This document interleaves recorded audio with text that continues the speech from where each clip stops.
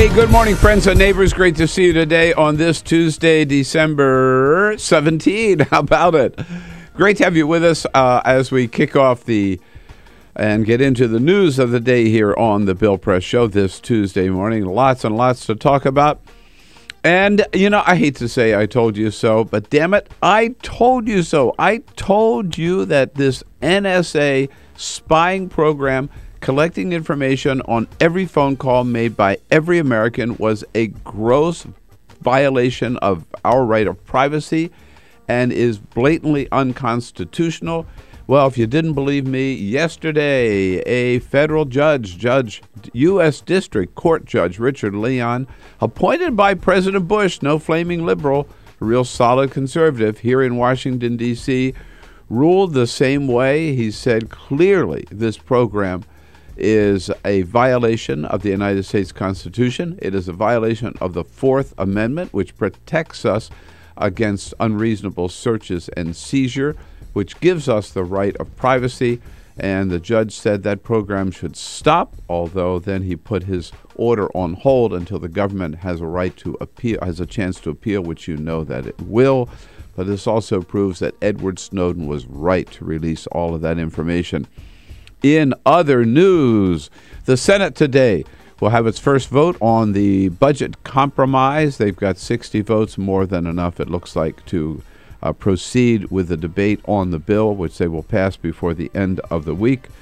And now we have no longer, just in talking about concussions in professional sports, no longer just talking about the NFL. We're also talking about Major League Baseball. We'll get into that and a lot more and look forward to your calls at 866-55-PRESS this Tuesday morning. This is the Bill Press Show.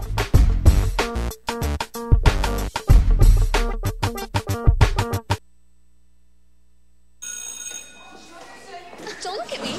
Your hair's a bit frizzy today. Aww, you should pick that up. Oh, you're such a dork. Loser. Here, let me help you with that. Oops. Every day, kids witness bullying. Oh, look. Your crush is looking at you. Poor you. They want to help, but don't know how. See, no one here's gonna help you, because no one Teach your likes you. kids how to be more than a bystander. Visit stopbullying.gov. If you drive buzzed, it could cost you around $10,000. You'll face major legal fees, major fines, and steep insurance penalties. You could lose everything. Nothing kills a buzz like getting pulled over for buzz driving, because buzz driving is drunk driving. When some people struggle with their mortgage payments, they become frozen, petrified. Not knowing what to do, they do nothing. But the people who take action are far more likely to get the most positive outcome. Making home affordable is a free government program. Call now to talk one-on-one with a housing expert about the options that are right for you. Real help, real answers, right now. Here at the GED Pep Talk Center, we have pep talkers standing by to get you motivated for your GED diploma. Text the name Terry to 69222 for a sympathetic pep talk. You show people what you really are. Or for a gentle pep talk, text the name Deborah. You know you're going to make people very proud of you. And if that's not enough, text the name Danny for an extreme pep talk. Prove everyone wrong. Show them you're the boss. Get your GED pep talk and find free GED classes. Text the name of the person you want a pep talk from to 69222.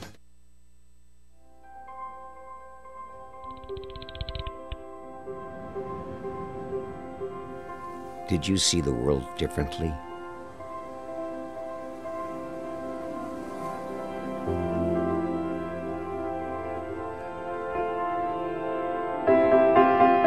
Did you celebrate the victory?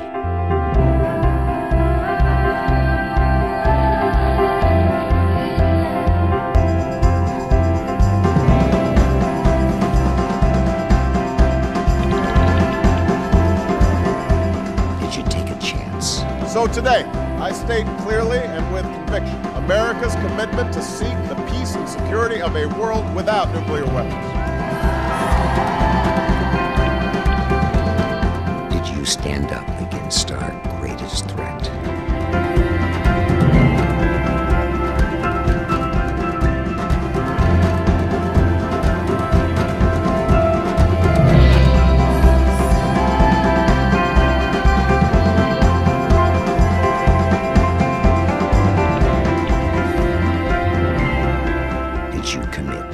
Change the world.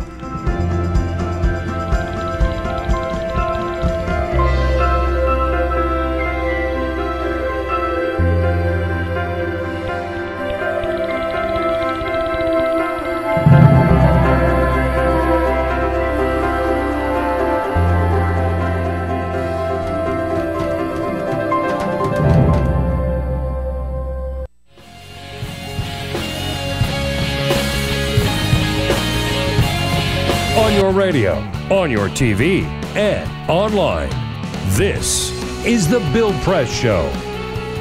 It is unconstitutional what the NSA is doing.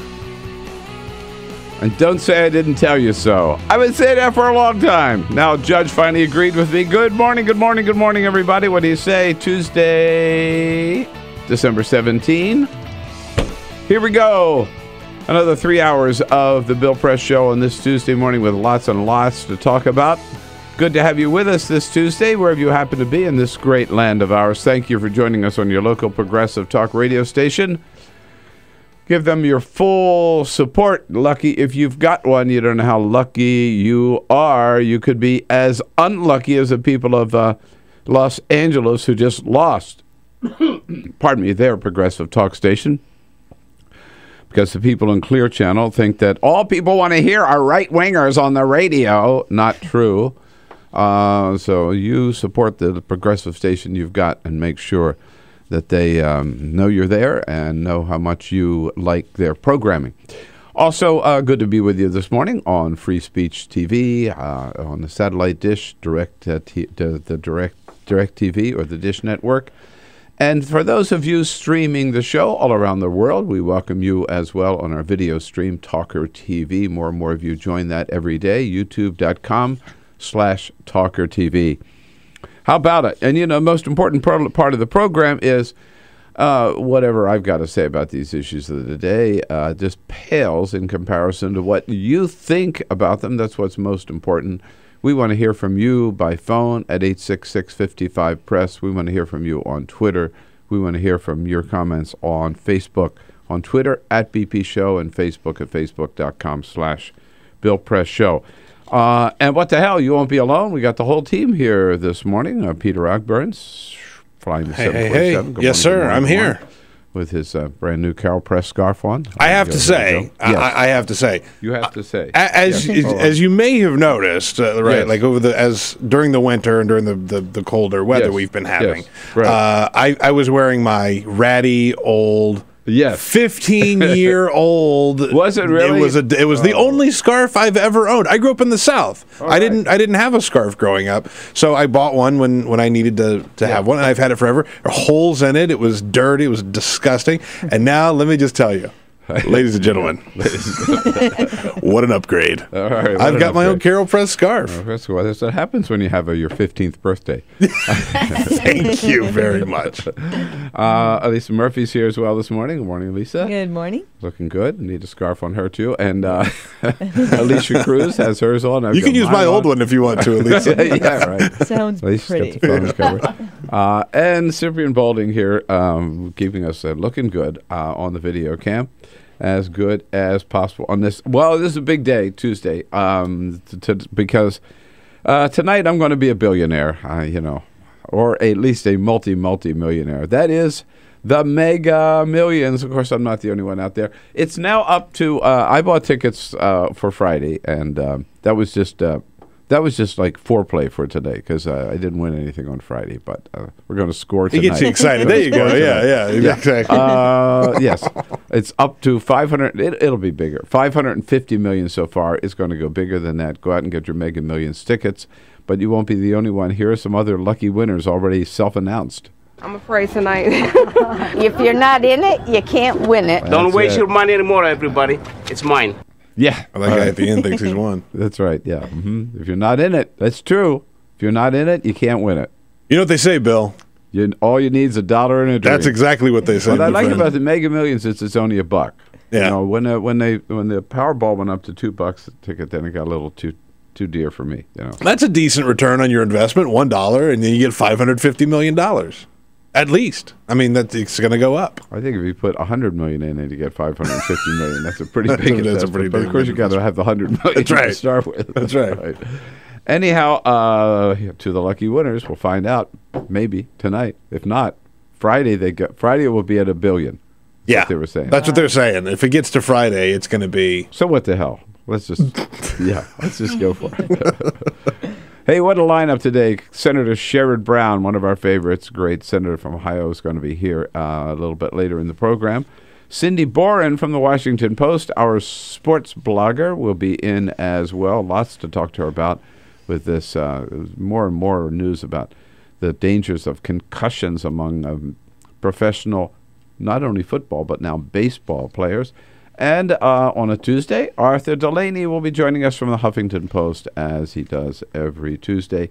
And big news yesterday from a federal judge about the NSA. Not good news for President Obama. But first, this is the Full Court Press. Other headlines today: multivitamins may have no health benefits. Doctors released new research yesterday after concluding 3 new studies. The studies suggested supplementing diets of healthy adults may even be harmful. Co-author Dr. Edgar Miller of Johns Hopkins School of Public Health urged consumers not to waste money on multivitamins. What will help in keeping healthy is a well-balanced diet of fruits, vegetables, nuts, low-fat dairy, and exercise. No surprise Yeah. that these multiple vitamins, people just think that that's the ticket, right? They don't have to do anything else, just pop their vitamins. I can drink, I can smoke, I can eat fast food, but I took my vitamin this morning, man. Right. You know, that's fine. I've never gotten into the vitamin craze, so... I will admit that there was a time that I did, and I didn't do anything for me, so But I I'm stopped. amazed, like, you go to this health food store, this, like, organic market around the corner here, called Yes. I mean, they have shelves of vitamins. It's a huge industry. It really is. Yeah. Drones are revolutionizing the farming industry. Idaho farmer Robert Blair built his own drone, attaching cameras and using it to monitor his 1,500 acres of grain. Just under 10 pounds and 5 feet long, the aircraft is the size of a turkey, and it's used to get a bird's-eye view of his cows and fields. The farming industry is developing unmanned aircraft systems and other sensors to survey crops, monitor for disease, or spraying pesticides. The technology could revolutionize the agriculture industry by boosting crop health, improving field management practices, reducing costs, and increasing yields. You know what? I'm okay with drones on farms.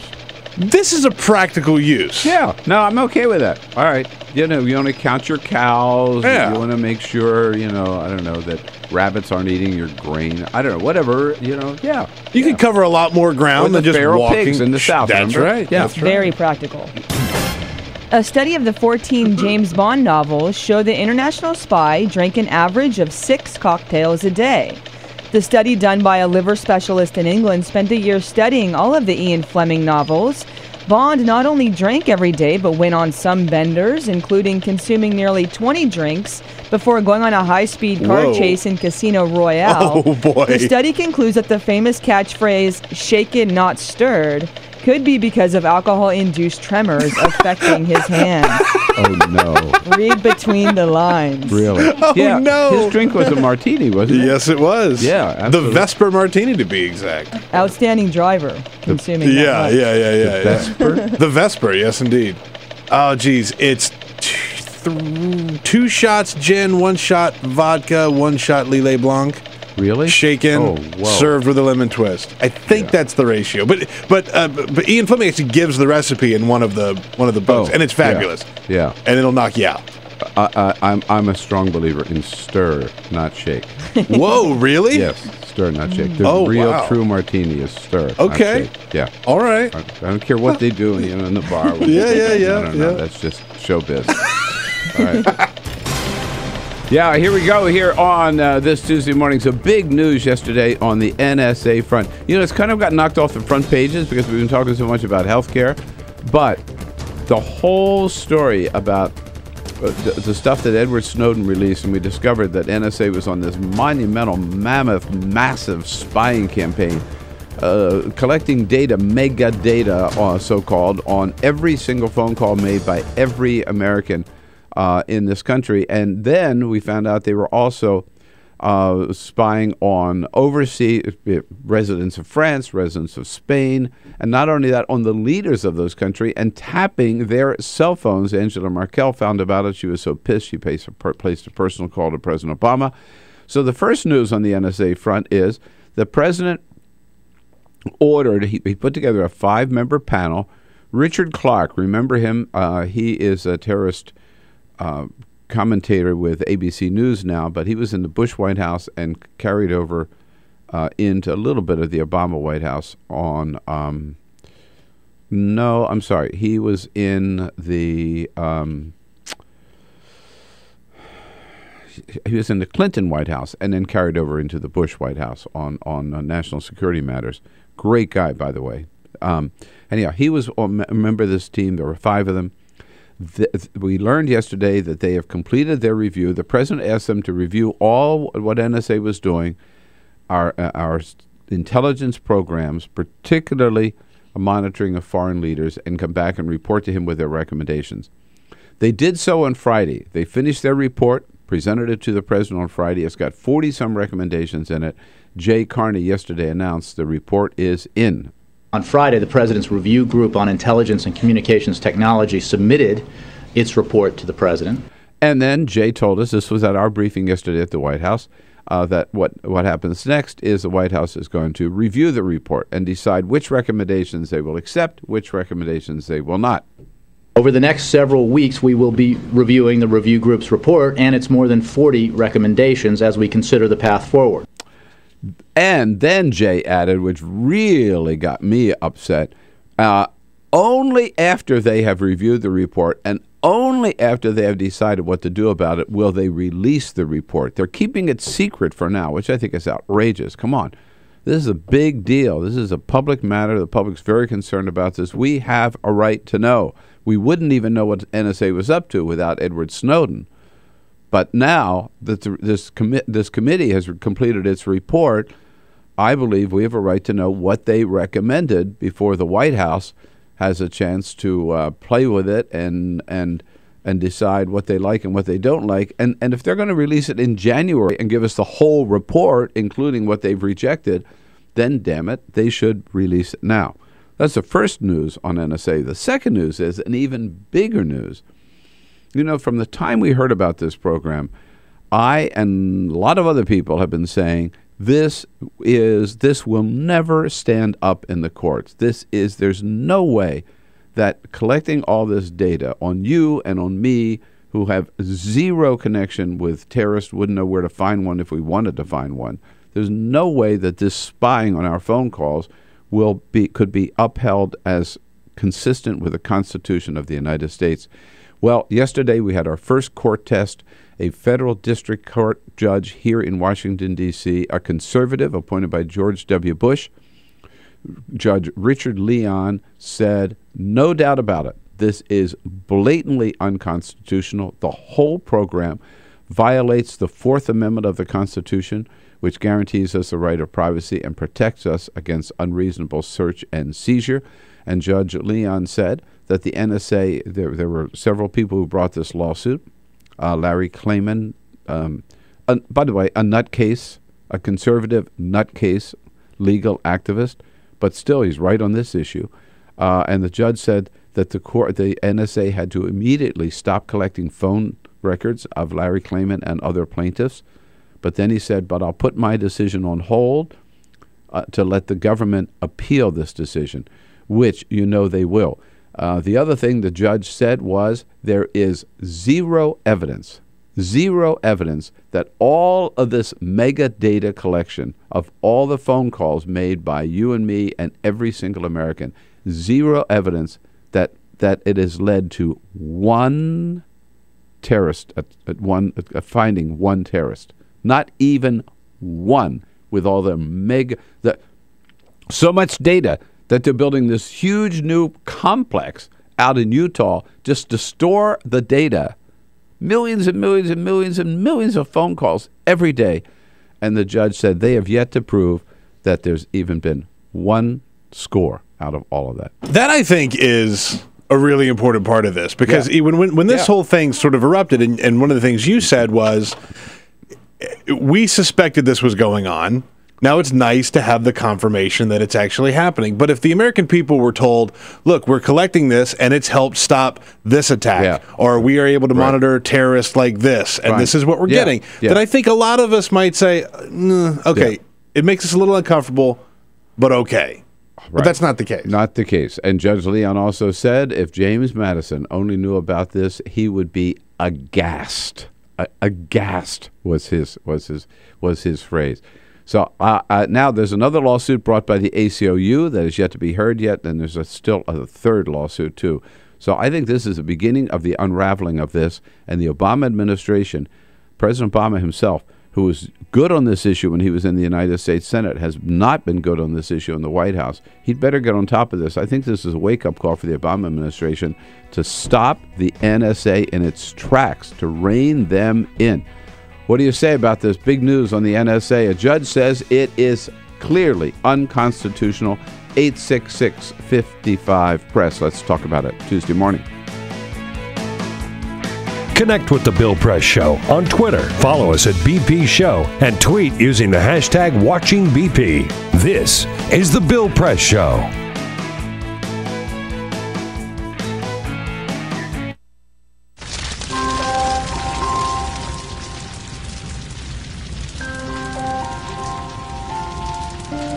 single ember that escapes from a wildfire can travel more than a mile. That single ember can ignite and destroy your home or even your community. You can't control where that ember will land, only what happens when it does. Get Fire Adapted now at fireadapted.org. Columbine. Virginia Tech. Tucson. Aurora. Fort Hood. Oak Creek. Newtown. Newtown. Newtown. Newtown. How many more? How many more? How many more colleges? How many more classrooms? How many more movie theaters? How many more houses of faith? How many more shopping malls? How many more street corners? How many more? How many more? Enough. Enough. Enough. Enough. Demand a plan. Right now. As a mom. As a dad. As a friend. As a husband. As a wife. As an American. As an American. As an American. As a human being. For the children of Sandy Hook. Demand a plan. No more lists of names. It's not too soon. It's too late. Now is the time. Before we all know someone who loved someone on that list. No more lists. No more. Who they might have been. No more. If we had just done something yesterday. It's time. We can do better than this. We can do better than this. It's time. It's time. It's time for our leaders to act. Demand a plan. Right now. Right now. You! Demand it! Enough. Enough. Enough. Enough.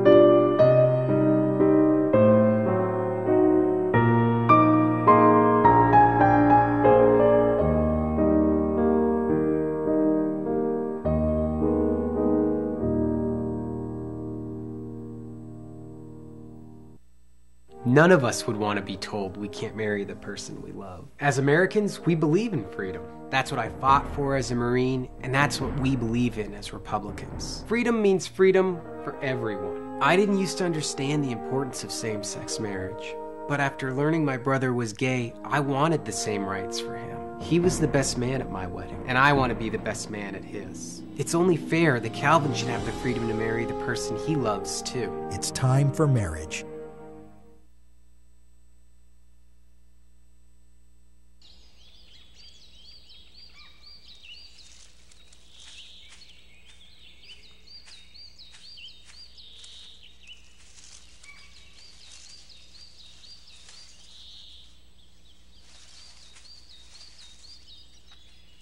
At Earth Justice, we defend the environment in the courtroom. Join our fight. When you take a seat, you take a stand. Earth Justice, because the Earth needs a good lawyer. So, I'm kind of new here, but I've noticed a trend. My human does this funny thing where she goes around and gets all my toys, and then she hides them in that basket by the door. You know, but it's always the same basket, and it's always in the same place. And then she acts so surprised when I find them, but, you know, she's putting them in the same basket. Again. It's like, hello, that's where you put it last time. You were the worst at hide and go seek.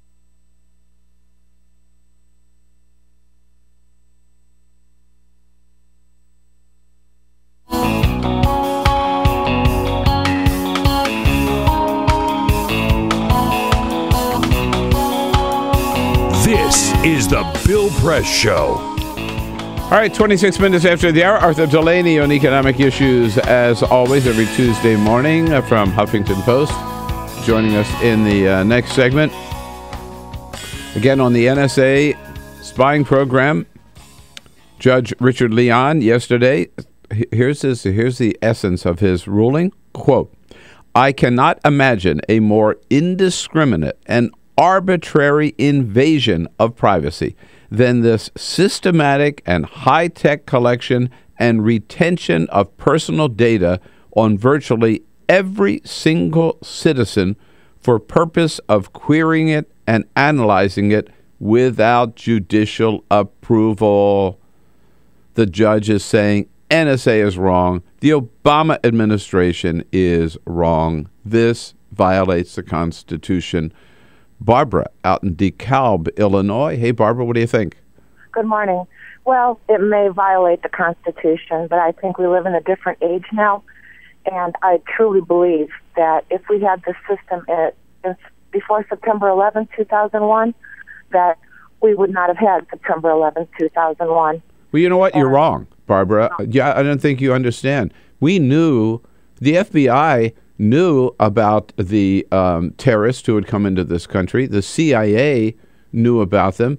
They had tracked several of them from some terrorist summit down in Malaysia. They went to San Diego. They were living, a few of them again, were living in San Diego in an apartment under their own name, taking flying lessons.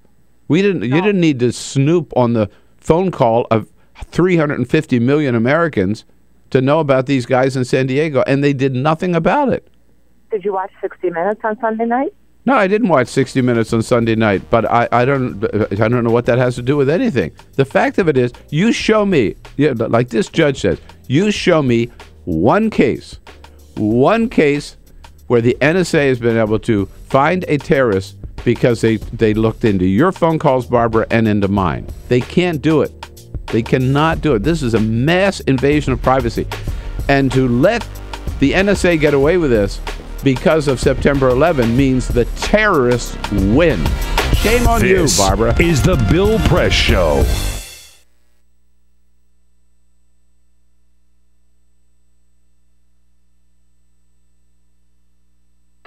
This is my computer. This is your computer. Let's go on the internet. Let's go. Click it. Yes. Okay. I cursor in between the R and the E. Pressing dot, I want you to just push the period. She's gonna love me all over again. That's it. Jamaica, here you go. Here we go. Good job. Thank you. Thank you. And I did it by myself. Feel smarter. So, I'm kind of new here, but I've noticed a trend. My human does this funny thing where she goes around and gets all my toys, and then she hides them in that basket by the door. But it's always the same basket, and it's always in the same place. And then she acts so surprised when I find them, but, she's putting them in the same basket. Again. It's like, hello? That's where you put it last time. You were the worst at hide and go seek.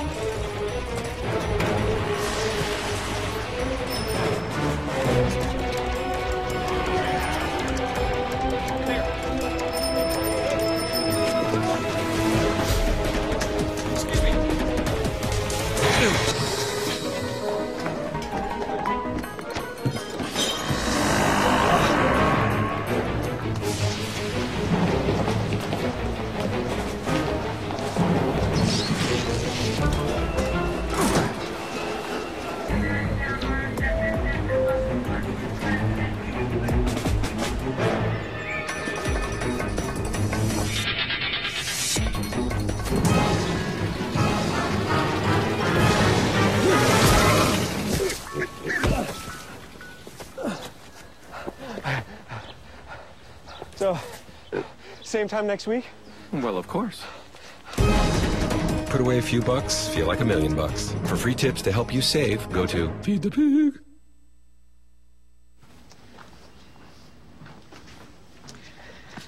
All right. I know this isn't any fun to talk about, but we should. Okay. So who's going to do what? I'll pack the dead batteries. Great. I'll only put what I don't need into a duffel bag. Perfect. That's totally unhelpful. No problem. Meanwhile, I will try to comfort everyone by speaking in a calm voice. And I'll try to get the generator going without any gas. Oh, let's not forget the cell phones, which probably won't work. Right. And who is going to handle supplies? I can forget to do a list for us. Thanks, pal. Well, I think we couldn't be any less prepared. I'm proud of you guys. Talk to your kids about who to call, where to meet, what to pack. Visit ready.gov/kids for tips and information. Hey, thanks for stopping by. You know, I followed your character since the first episode. I'm a big fan. Big fan. Thank you. And listen, your storyline, it makes for incredible TV drama. Thing is, your drug use is very adult content. Too adult for the kids. So I'm gonna have to block you. Oh, man. Yeah. Well, have a good one. You're a nice lady.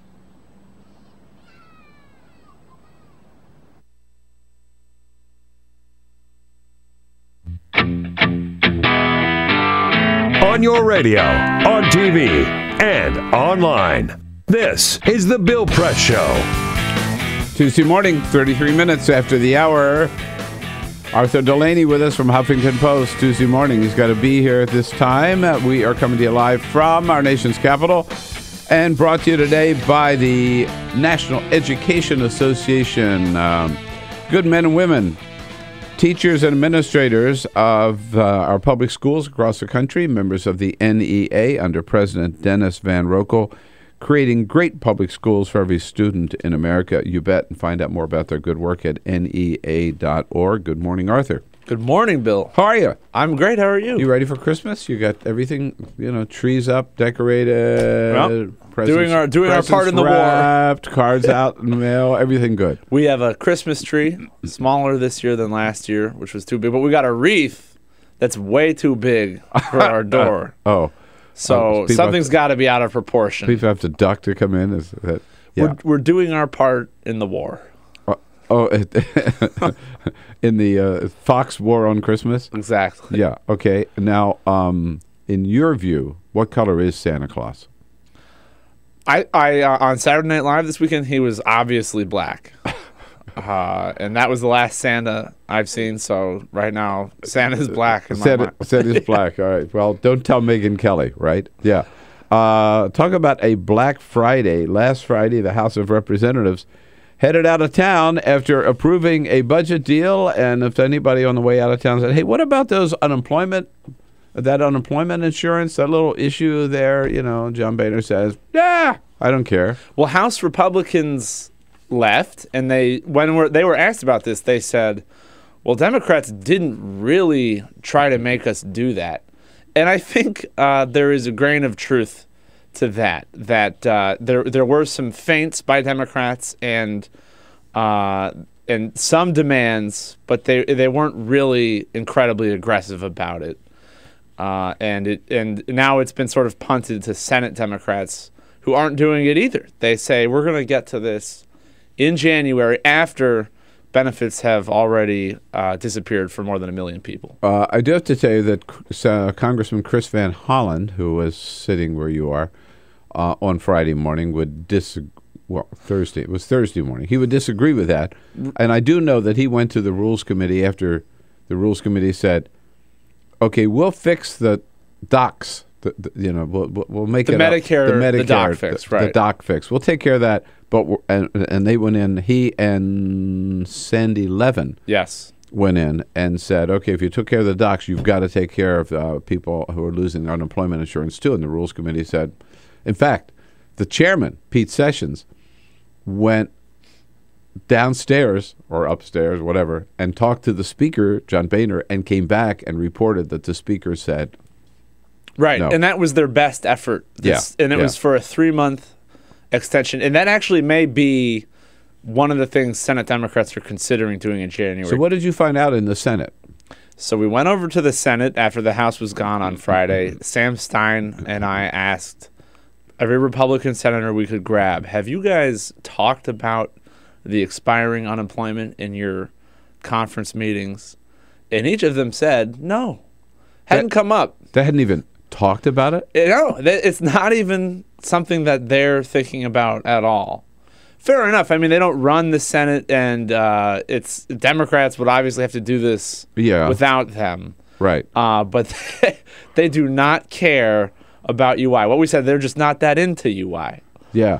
And did you talk to any Senate Democrats? We talked to several Senate Democrats. And? I spoke to Sherrod Brown, and he said there's a bunch of different things that they might Sherrod Brown's do. going to join us a little bit later on the program today. Very upset about this whole thing. Right. Yeah, and he talked about it like they had given it some thought and were weighing their options. Sherrod Brown said they could do that Medicare thing, maybe, or they could take it up as part of an omnibus appropriations bill, or even something that stands alone. And Tom Harkin from Iowa said, well, maybe we would withhold our votes from the budget deal this week unless, we can secure some kind of promise for dealing with this in January. So they're actually doing something, though I would still say that it seems unlikely this is gonna they're gonna really get a year-long reauthorization, maybe 3 months at most. So what the way this vote goes in the Senate on the budget deal, I don't remember seeing anything like this before, but I'm sure I'm wrong because I guess it has happened before. It's an up or down vote, right? I mean, the budget has passed the House. The House is gone now. So the Senate has to either approve it as is or reject it as is. They can't amend it. They can't add anything to it. Right. Right? And so they have no options. So they're going to do it. So the only option that Leader Reid has put out there is, okay, unemployment insurance, we're definitely committed to it. We'll do it in January and do it retroactively. What are the chances of that? Well, that sounds callous. We know the benefits are expiring on the 28th. 1.3 million people who've been unemployed 6 months or longer will all of a sudden have no money. But this has happened before, and several times in the past few years where they have actually let the benefits expire because there was a big fight happening in Congress, and then they eventually did reauthorize them. And what happens is those 1.3 million people, for all the weeks they missed, will get a lump sum check or 2 lump sum checks if it for some reason dragged on for a long time, paying them what they would have been paid during the time the benefits had lapsed. So what is the advantage of not doing it in December? There's no advantage, right? No, there's no advantage. I mean, it just hurts real people, right, in the real world, and it doesn't help the Congress. It doesn't save any money, right? I mean, I'm just trying to figure out the logic of it. It's actually really disruptive. I mean, these people have all been told by their state agencies that on the 28th, this program expires and you won't be getting any benefits. And some of them say, well, go ahead and keep filing your claim. Maybe Congress will do something. Watch the news. But if there's a delay and you get paid retroactively, but you've already been unemployed for 6 months, that's not all that helpful because you're typically done with your savings. You're strapped for cash. Yeah. And you'll miss bills in that period of time during which the benefits have expired. So, you could have your car repossessed or you could become late on your mortgage. So there are serious consequences for doing it retroactively. How much are we talking about? Well, for a year-long reauthorization, is that what you mean? No, I'm sorry. For an unemployed person, what's the unemployment insurance benefit? It's typically like $250 a week. It's not a lot of money, but it's more than you get, say, from a program like food stamps. It replaces, on average, less than half of your wages at your previous job. And the amount you get is based on how much you earned because you pay taxes on that, and that's how they decide how much you'll get in unemployment. About $250 a week. So didn't they do this with student? They did the same thing with student loans, right? Remember that there was a big flap about the rate was going to double if they didn't act, and they went away and didn't act, and then they came back. Yeah, and they did it and made it retroactive. In general, it's a dysfunctional Congress, and they've been sort of casual about these deadlines for the past several years. What about the Republican argument that the Republicans, those who go to the issue rather than just being mean, say, well, we're all for this, but unemployment insurance goes up when the number of unemployed goes up, and goes down when the number goes down, and we're down now to 7% unemployment, so we don't need it anymore. Well, historically, Congress always gives extra weeks of benefits. That's what we're talking about. Whenever there's a recession, since the 1950s, and it has been a matter of when do you then pull the benefits away because the economy's gotten better. And I don't think, even though the national rate has gone down, that you can really argue the economy is all that strong, given that there are 4 million people long-term unemployed. And that is still totally weird and unprecedented in the United States. Also, given that it is true, like the market is doing very well, right? I mean, it's for certain people. Yeah, for the campaign donors, it's great. These are good times, right? Yeah, but for middle-class Americans, working-class Americans, they haven't felt the trickle down. Republicans actually don't really make the argument against the benefits. They are really wary of being seen as against something that helps the middle class, like unemployment benefits do. It's really Democrats talking to themselves. I guess when Rand Paul went on the Sunday shows, he said, you can't have benefits for 99 weeks. He got the most basic facts wrong about how the benefits work. They don't last 99 weeks like they did in 2009. If you cover this as your beat, is it your prediction that this will get fixed in January? No. Really? You think it may? It's very uncertain. I think maybe the Democrats will get a 3-month thing, but it's $26 billion for a whole year, and I don't know how they would find the pay-fors to appease the deficit. All right, unemployment insurance. The House didn't do it. Looks like the Senate will not do it either. Merry Christmas. Arthur Delaney here in studio with us. Join the conversation at 866-55-PRESS here on the Tuesday Bill Press Show. I guess. Seen on Free Speech TV and online on TawkrTV. This is the Bill Press Show.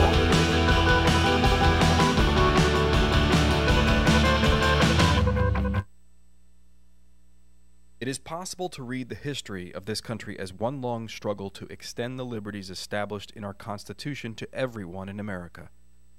In other words, who, according to our laws and culture, gets to be considered a person? The law creates legal personhood, and movements create law and change culture. So, how have the courts passed laws to shape our culture? That history goes way back before Citizens United. 1819, Dartmouth College versus Woodward, Supreme Court case, turned a corporate charter from a government-granted charter to a contract. This ruling gave corporations standing within the Constitution. 1886, Santa Clara County versus Southern Pacific Railroad. Though the court did not rule on corporate personhood, the decision was subsequently cited as a precedent to hold that a private corporation is entitled to the same 14th Amendment rights of due process and equal protection as human beings. This makes it impossible for us to make laws that treat local businesses any differently than giant multinational corporations, even if their business practices are deemed to be harmful to workers, the environment and communities, or if they have a history of violating the law. Hale versus Henkel, 1906. The court granted corporations the Fourth Amendment search and seizure protection. Dodge versus Ford Motor Company, 1919. The Michigan Supreme Court says the business corporation is organized and carried on primarily for the profit of the stockholders. Stockholder primacy is established. The purpose of the corporation, according to the court, is no longer to serve the public good, as it had been. It is now to maximize profit for shareholders above all else. Pennsylvania Coal Company versus Mahon, 1922. Corporations get the Fifth Amendment takings clause, meaning if you pass a regulation that impacts a corporation's ability to make a profit, that is deemed a taking, and they can sue for the right to future profits lost. This creates a chilling effect, and local and state governments become much more hesitant to pass laws in the public interest for fear that corporations can claim loss of potential profits that cities and states will be on the hook to pay. Buckley versus Vallejo, 1976. The Supreme Court rules that spending money to influence elections is protected under the First Amendment, in effect saying that money is speech. Citizens United versus Federal Election Commission, 2010. Today, the Supreme Court of Chief Justice John Roberts declared that because of the alchemy of its 19th century predecessors in deciding that corporations had all the rights of people, any restrictions on how these corporate beings spend their money on political advertising are unconstitutional. The court's ruling threatens to undermine the integrity of elected institutions across the nation. It's a rejection of the common sense of the American people.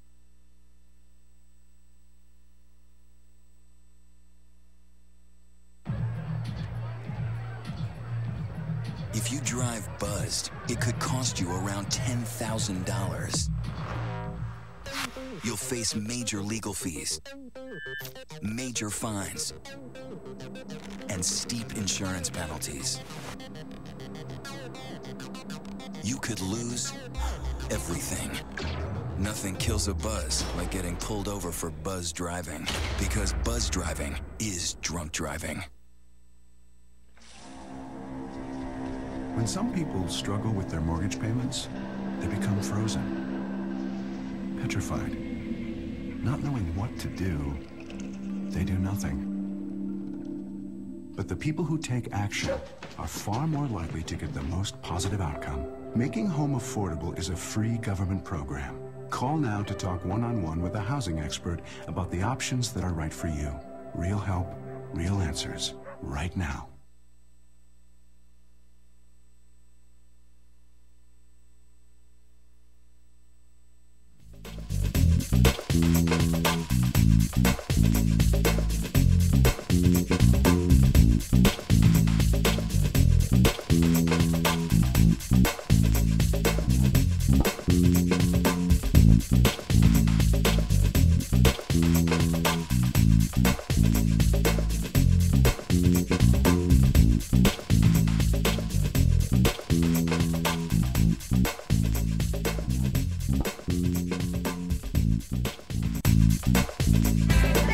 We're back here with Arthur Delaney on a Tuesday edition of the Bill Press Show. We've been talking about the budget. Arthur, of course, with Huffington Post, HuffingtonPost.com, covering economic issues, budget issues, unemployment, food stamps, all that.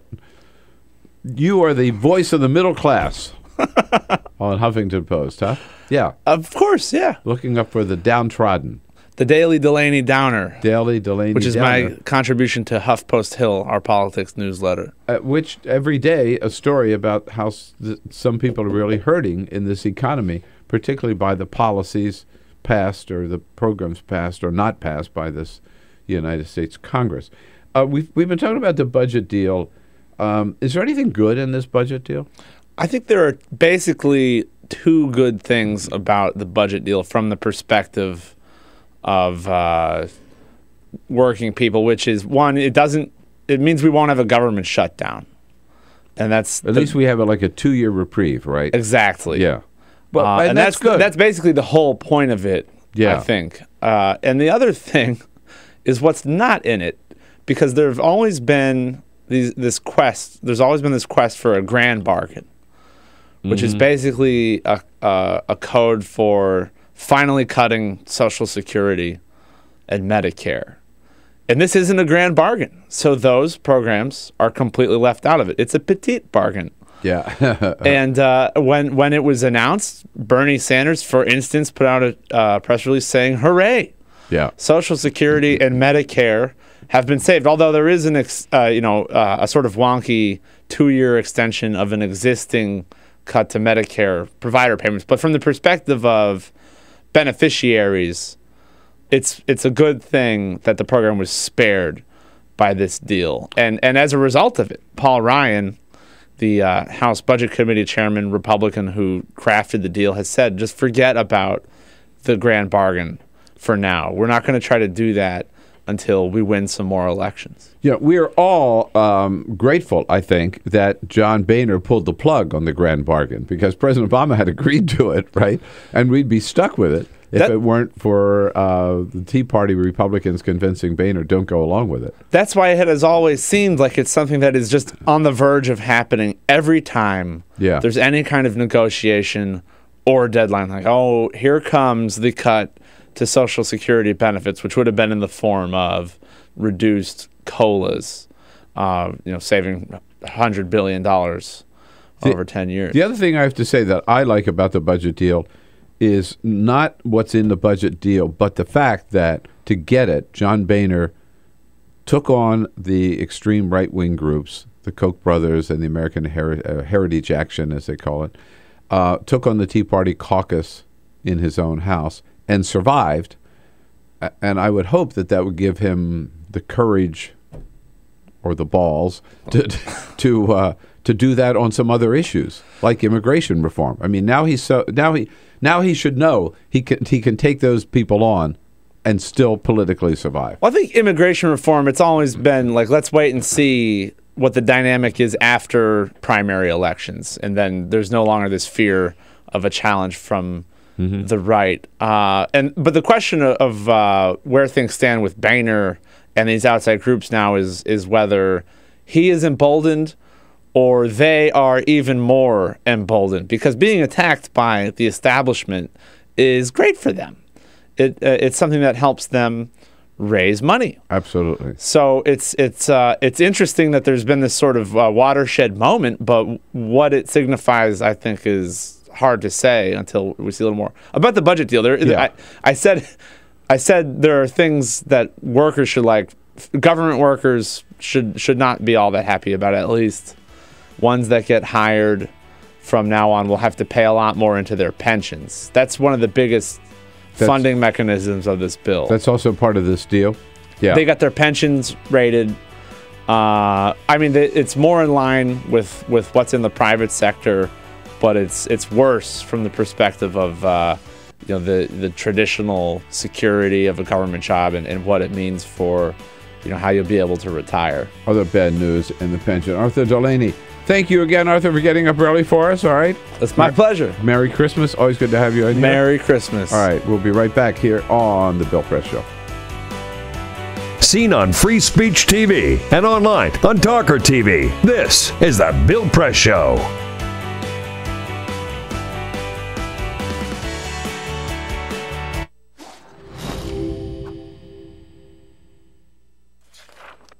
In 1920s America, the Great Depression effectively erased consumer demand.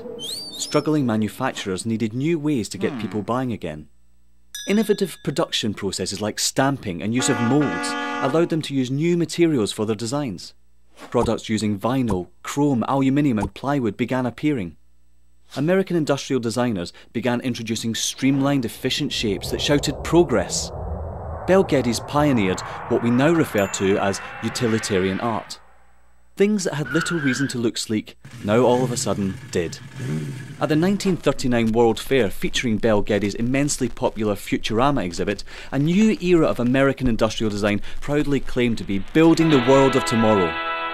Americans found great positivity in these futuristic forms. Yay. Things were looking up. American industrial designers realised that by making objects look great, people simply wanted them more.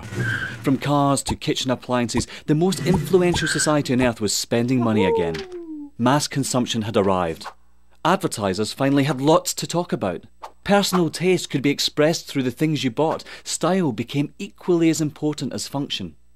Chair designers like Eames and Saarinen didn't just design seating, they created desirable lifestyles. People behind the products suddenly were stars. Everyone wanted to know who they were. Raymond Loewy was one of the shining lights of American industrial design. His face ended up on every coffee table in the nation. Toothpaste packaging promised whiter teeth. Washing powder packaging promised whiter whites. Who knew such simple household objects would shape the tastes and ambitions of an entire society? American industrial design improved America, functionally, culturally and intellectually, and exported it around the globe.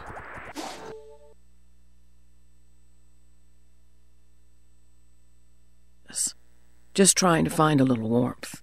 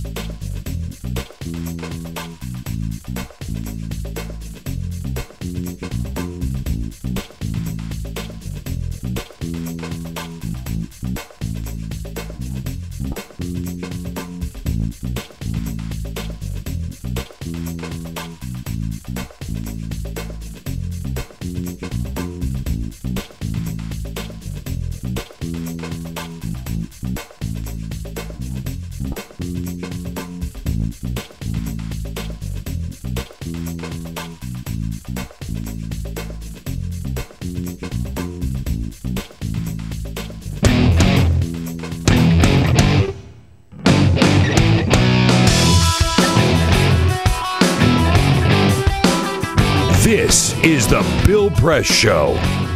Hey, Cindy Boren from the Washington Post joins us to talk sports, among other topics, in the next hour here.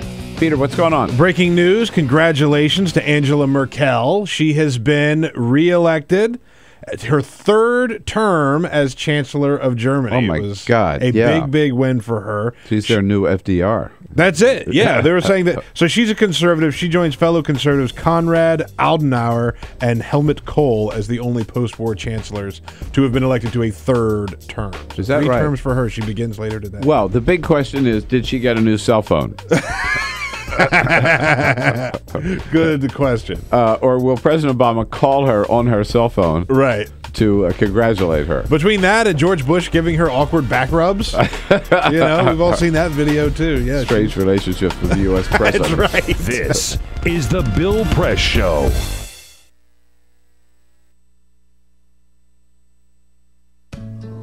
You wouldn't let money just blow out of your house. So when your AC or heater is on, make sure the doors, windows, and fireplace flue are shut tight. If you're headed out, turn down the AC or lower the heat by 10 degrees. And always keep your water heater set at 120. A little bit of common sense goes a long way.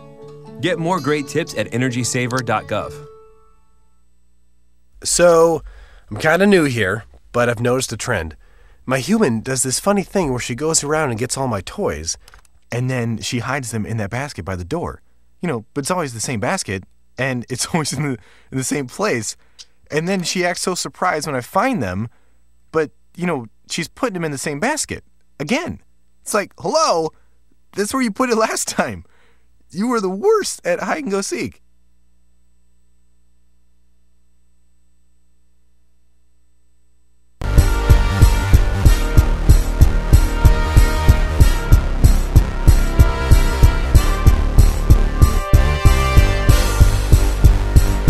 Hey, good morning, friends and neighbors. Great to see you today on this Tuesday, December 17. How about it? Great to have you with us as we kick off and get into the news of the day here on the Bill Press Show this Tuesday morning. Lots and lots to talk about. And, I hate to say I told you so, but damn it, I told you so. I told you that this NSA spying program collecting information on every phone call made by every American was a gross violation of our right of privacy and is blatantly unconstitutional. Well, if you didn't believe me, yesterday a federal judge, U.S. District Court Judge Richard Leon, appointed by President Bush, no flaming liberal, a real solid conservative here in Washington, D.C., ruled the same way. He said clearly this program is a violation of the United States Constitution. It is a violation of the Fourth Amendment, which protects us against unreasonable searches and seizure, which gives us the right of privacy. And the judge said that program should stop, although then he put his order on hold until the government has a right to appeal, has a chance to appeal, which you know that it will. But this also proves that Edward Snowden was right to release all of that information. In other news, the Senate today will have its first vote on the budget compromise. They've got 60 votes, more than enough, it looks like, to proceed with the debate on the bill, which they will pass before the end of the week. And now we have no longer, just in talking about concussions, in professional sports, no longer just talking about the NFL. We're also talking about Major League Baseball. We'll get into that and a lot more and look forward to your calls at 866-55-PRESS this Tuesday morning. This is the Bill Press Show.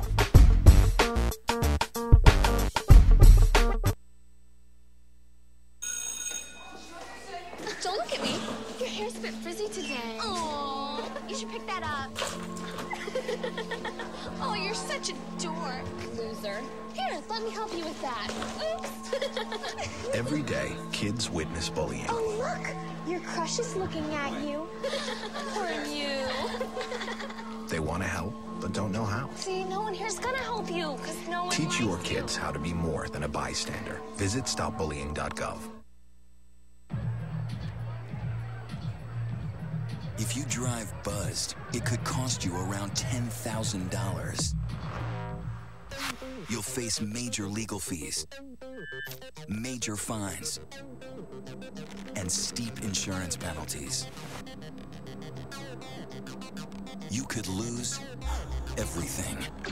Nothing kills a buzz like getting pulled over for buzz driving, because buzz driving is drunk driving. When some people struggle with their mortgage payments, they become frozen, petrified. Not knowing what to do, they do nothing. But the people who take action are far more likely to get the most positive outcome. Making home affordable is a free government program. Call now to talk one-on-one with a housing expert about the options that are right for you. Real help, real answers, right now. Here at the GED Pep Talk Center, we have pep talkers standing by to get you motivated for your GED diploma.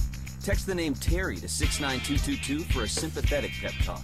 You show people what you really are. Or for a gentle pep talk, text the name Deborah. You know you're going to make people very proud of you. And if that's not enough, text the name Danny for an extreme pep talk. Prove everyone wrong. Show them you're the boss. Get your GED pep talk and find free GED classes. Text the name of the person you want a pep talk from to 69222.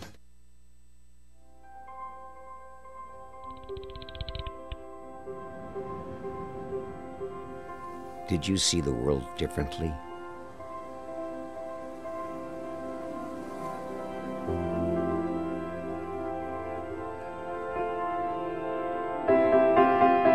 Did you celebrate the victory?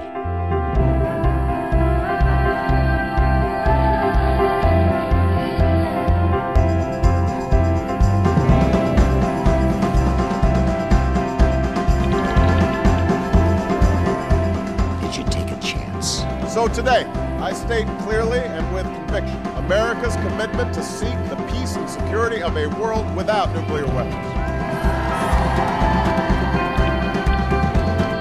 Did you stand up against our greatest threat?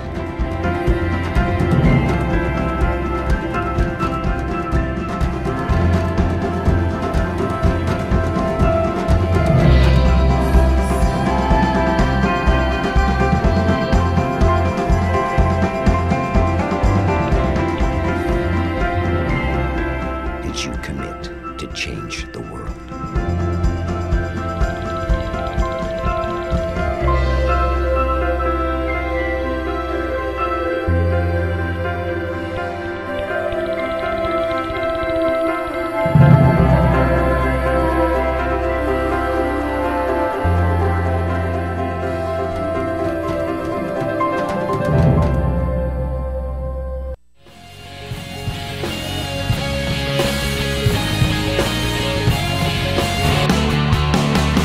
Broadcasting around the nation, on your radio, on your TV, and online. This is the Bill Press Show. The Mega Millions now up to $586 million. Big drawing tonight. Get your ticket, folks. You can't win it if you're not in it. Good morning, everybody. It is the Tuesday edition of the Bill Press Show. How about it? We're booming out to you nationwide from our nation's capital, Washington, D.C. Here's where all the trouble starts. And we'll tell you about what's going on here and then ask you to tell us what it all means to you and to your family, to your community. You know how to do it. Give us a call at 866-55-PRESS. Good to see you this morning. Lots going on. The Senate will have its first procedural vote today on the budget. Looks like they've got the 60 votes they need necessary. 2 or 3 Republican senators, more Republican senators came out yesterday and said they were going to vote for it. Orrin Hatch and Saxby Chambliss and one other. That should give Harry Reid the 60 votes that he needs. In other news, a federal judge here in Washington, D.C. said that the NSA spying program, that whole massive collection of information on every phone call you and I make, what time of day, how long the call is, where the call is placed, and who the call is going to. A federal judge said that is blatantly unconstitutional and the practice has to stop, and that James Madison, if he knew about it, would be aghast at the extent of NSA spying. That judge is right. Again, we'll tell you about what's going on and ask for your comments. Look forward to hearing from you on Twitter at BP Show and on Facebook at facebook.com/BillPressShow. In addition to our phone calls. The whole team here this morning, Peter Ogburn. Hello there. With Elisa Murphy. Good morning. And Alicia Cruz has the phones covered here for you, waiting for your calls. Cyprian Bolding has the video cams working this morning, uncovered the video cams, turned them on, and turned the lights on. And here we are. Here we are. Here we are. What do you say? How about it? Monday Night Football. A little excitement last night. It was wild, yeah. Yeah. Talk about a field goal. I guess we learned it didn't set the record, the world record. Oh no, the longest field goal ever kicked. Yeah, I'm not sure exactly what the record is. Cyprian says it's 64 yards, and I usually yield to Cyprian on sports knowledge. Okay, but last night was pretty good. It's Ravens versus Lions. Peter, take it from there. So it's the Ravens need a field goal to win. It's 4th down and 8. They can either go for it and try and get the first down, or they can kick a 61-yard field goal, which is what they did. Justin Tucker. A 61-yard try. Justin Tucker. Sam Cook with a hold. Kick on the way. Tucker's kick. It is good! Oh. He hit it from 61 yards! Holy mackerel! I gather 6 for 6, and they can't believe it at Ford Field. I gather those are the Ravens announcers there, right? Yes, those are the Ravens announcers. That's Jerry Sandusky, actually, for the Ravens. Wow. The pretty bold try, and it paid off, right? Except they didn't. They ended up not winning the game. Right. So, by the way, the world or the NFL record is a 64-yarder. It is, as 64. Cyprian said from the Denver. Matt Prater kicked that. As I said, don't question Cyprian. I wasn't questioning. I was just verifying his information, and as I figured, he was right. He knows his stuff. Senator Sherrod Brown is going to be joining us a little bit later in this hour. The next hour, actually. Sherrod Brown from Ohio. Cindy Boren from the Washington Post will be joining us in this hour to talk about this growing question about concussions in professional athletes. Now, not just football, but Major League Baseball as well. And Katie Glick from Politico will be here as well. Plus, did you hear about the teenage drunk driver who walked? But first, this is the Full Court Press. In other news today, Family Guy fans are ecstatic. Brian came back. After much shock and protest, the beloved dog Brian Griffin came back on the animated sitcom Family Guy this past weekend. The hard-drinking Brian was killed off in the November 24th episode, Life of Brian, resulting in an online fan-based campaign to bring him back. I had a feeling this was going to happen. Yes. Many people believe the campaign was successful in reviving the character. However, being that it takes 10 months to create one episode, the show most likely planned the disappearing act months ago as a creative, clever ratings ploy. Well, but if he was killed, how can they bring him back?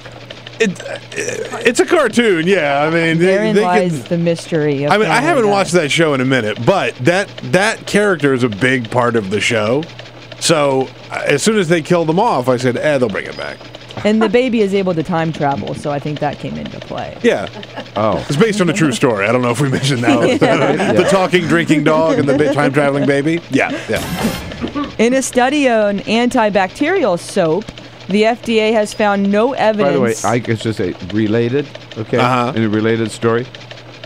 To the soap or the time-traveling baby? This is the bringing him back from the dead. Okay. This is the second anniversary of Dick Cheney's heart operation. Too.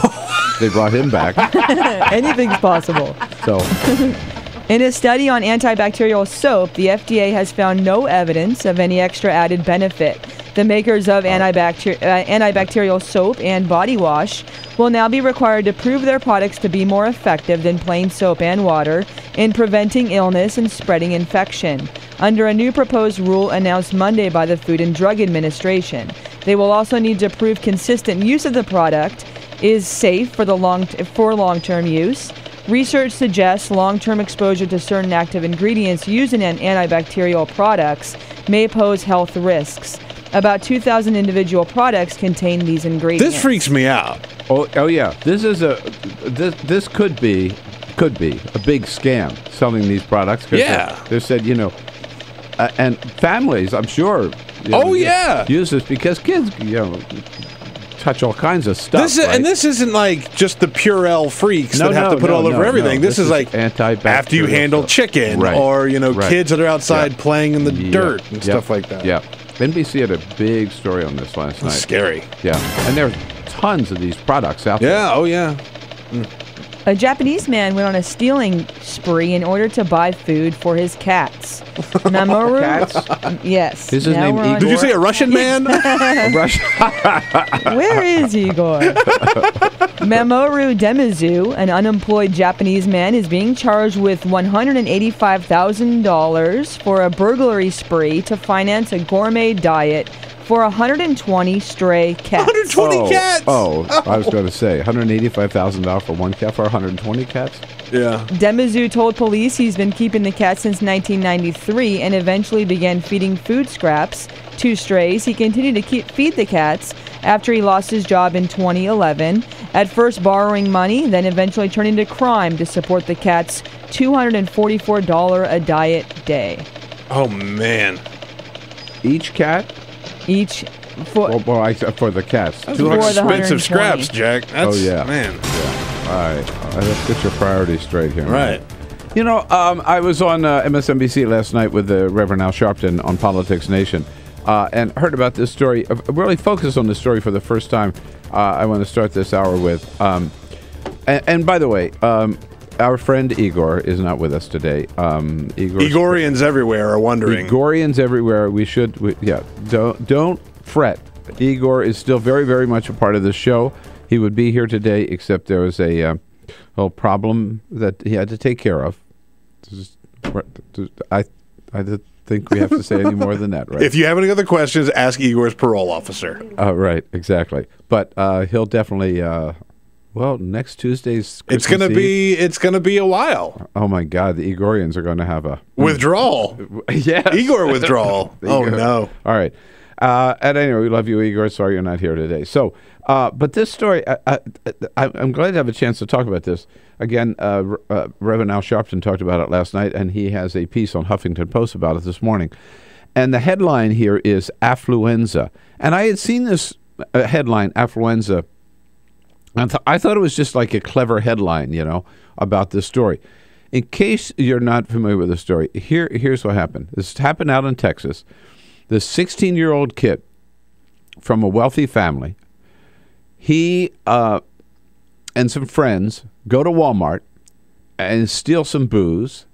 They go out, steal his father's, not steal, but they take his father's pickup truck, get totally drunk on this booze, and then with this kid driving, they take off, and he plows into a whole group of pedestrians, he's totally drunk, 3 times the legal limit of alcohol in his blood. Okay, now follow this. Plows into this group of pedestrians, kills 4 of them. A couple of his friends are thrown from the truck and severely injured, and maybe one of them paralyzed for life. So The kid is taken to court. Okay. Drunk driving, kills 4 people, and the prosecutors ask for 20 years in prison. The judge gives him 10 years probation. No prison time. No prison time at all. And he has to do some rehab therapy. He kills 4 people, walks. He's 16 years old. He knows what he's doing. In fact, this kid has been arrested before for possession of alcohol as a teenager. He was found once totally drunk in a car with a 14-year-old naked girl. Okay? I mean, so this is no little angel we're talking about here. Even if we were, he killed 4 people. He's drunk driving. 3 times the legal limit. The judge walks. And the reason is, here's where the affluenza comes in. His attorney, the defense, this is like the Twinkie defense with Dan White, who killed George Moscone, and said, well, he ate a Twinkie, so he was on a sugar high. And the judge, bought that. Actually, didn't buy it. Dan White went to prison. But this judge, so this kid's attorney said, he's got a bad case of affluenza. And what does that mean? He is so affluent that he doesn't realize that people have to be held responsible for their action. He's so rich, he never learned that growing up. That is so wrong. That is so BS. First of all, it doesn't matter whether you're rich or poor. That is something you learn. Right and wrong isn't a... Right and wrong is not just for poor people. Yes, exactly. Right? It's not like just for middle class people have to know the difference between right and wrong. Rich people don't. Now, some rich people feel that they can get away with things and should get away with things that others can. That doesn't make it right. But the idea, here's, and even if they feel that way, to think that this could be used as a legal defense in a courtroom? I mean, what the judge should have said was, get out of here. He should have thrown him out of court. Instead, he swallowed that line of defense, hook, line, and sinker. This is, I don't remember a miscarriage of justice as bad as this. Very, very few. This is just outrageous. What do you think about this? You've heard about it. And this kid, I mean, he's going to walk. And those families, the families of those 4 people, get no restitution whatsoever. No justice, no compensation, nothing. And they will live with the knowledge that the kid who killed their loved one paid no price. No price whatsoever. 866-55-PRESS. Affluenza. Yeah, affluenza my foot. Miscarriage of justice is what it is. This is the Bill Press Show.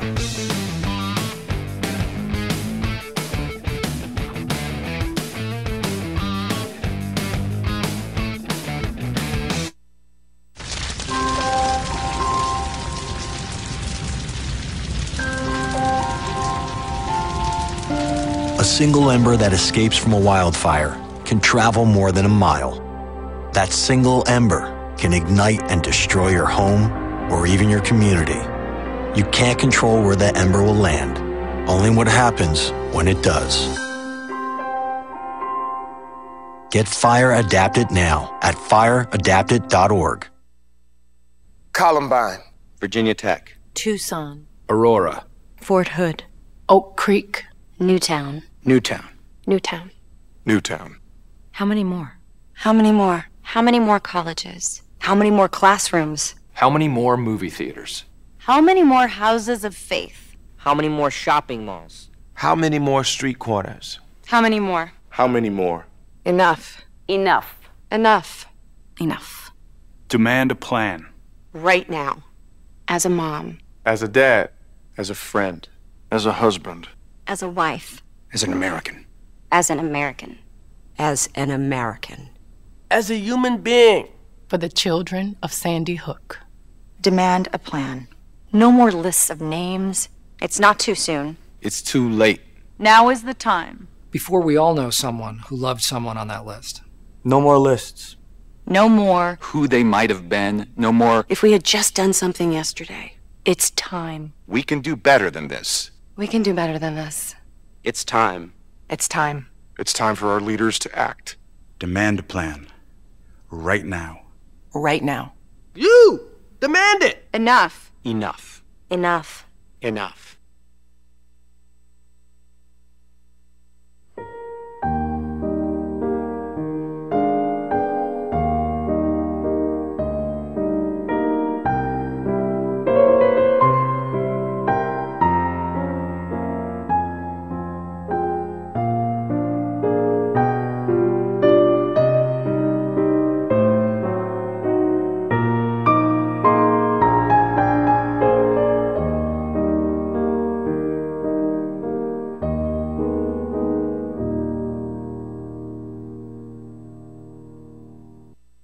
None of us would want to be told we can't marry the person we love. As Americans, we believe in freedom. That's what I fought for as a Marine, and that's what we believe in as Republicans. Freedom means freedom for everyone. I didn't used to understand the importance of same-sex marriage, but after learning my brother was gay, I wanted the same rights for him. He was the best man at my wedding, and I want to be the best man at his. It's only fair that Calvin should have the freedom to marry the person he loves, too. It's time for marriage.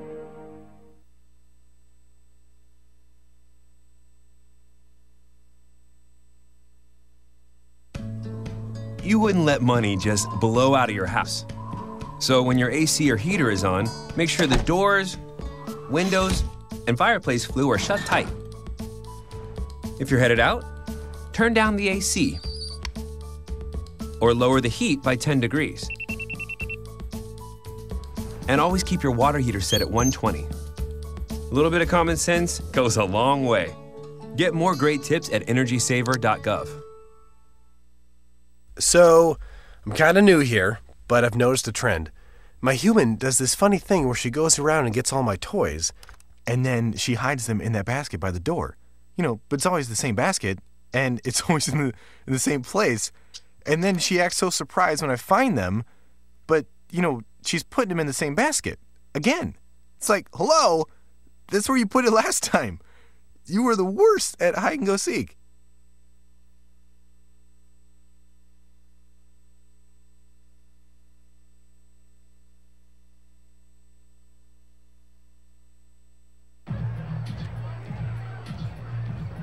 If you drive buzzed, it could cost you around $10,000.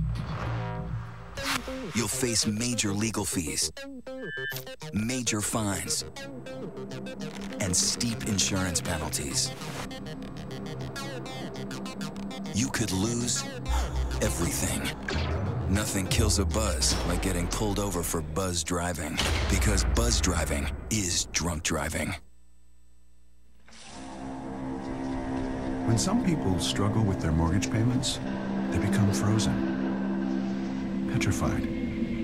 Not knowing what to do, they do nothing. But the people who take action are far more likely to get the most positive outcome. Making home affordable is a free government program. Call now to talk one-on-one with a housing expert about the options that are right for you. Real help, real answers, right now.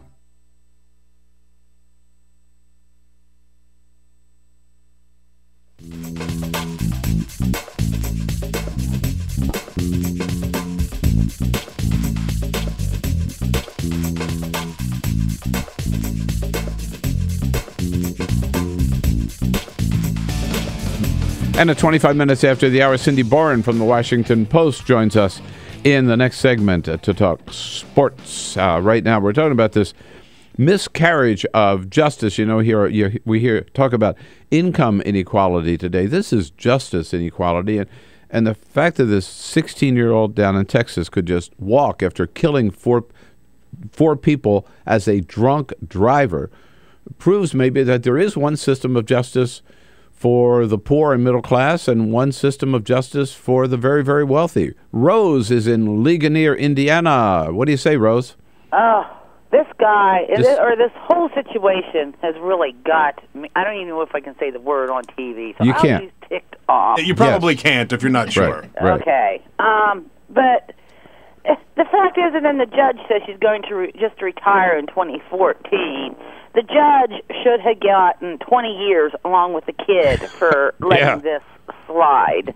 Yeah, I mean, what an excuse, right? Well, I'm going to retire anyway, so, right, you know. Yeah, I mean, what did Daddy do? Pay her off, too? Well, I guess so. I mean, and this whole concept, right, that because he's so rich, he never learned the difference between right and wrong like everybody else did. I mean, you just can't buy that as a theory, and this judge ruled based on that theory. Affluenza. Debbie is in Crete, Illinois. Hi, Debbie. Hey, Bill. I wanted to echo the previous caller's comment. I agree that there's got to be some kind of a connection between the judge and the family. I'd like to see an investigation of that. Perhaps some journalist would want to look into that. But my other that's a good point. And by the way, the idea that this judge is a woman also, it just really it makes it even more bizarre, right? Absolutely. And what better time for this person to learn the difference between right and wrong than to finally, have to suffer the consequences of his actions? If he doesn't learn it now, when he's killed 4 people, when will he ever?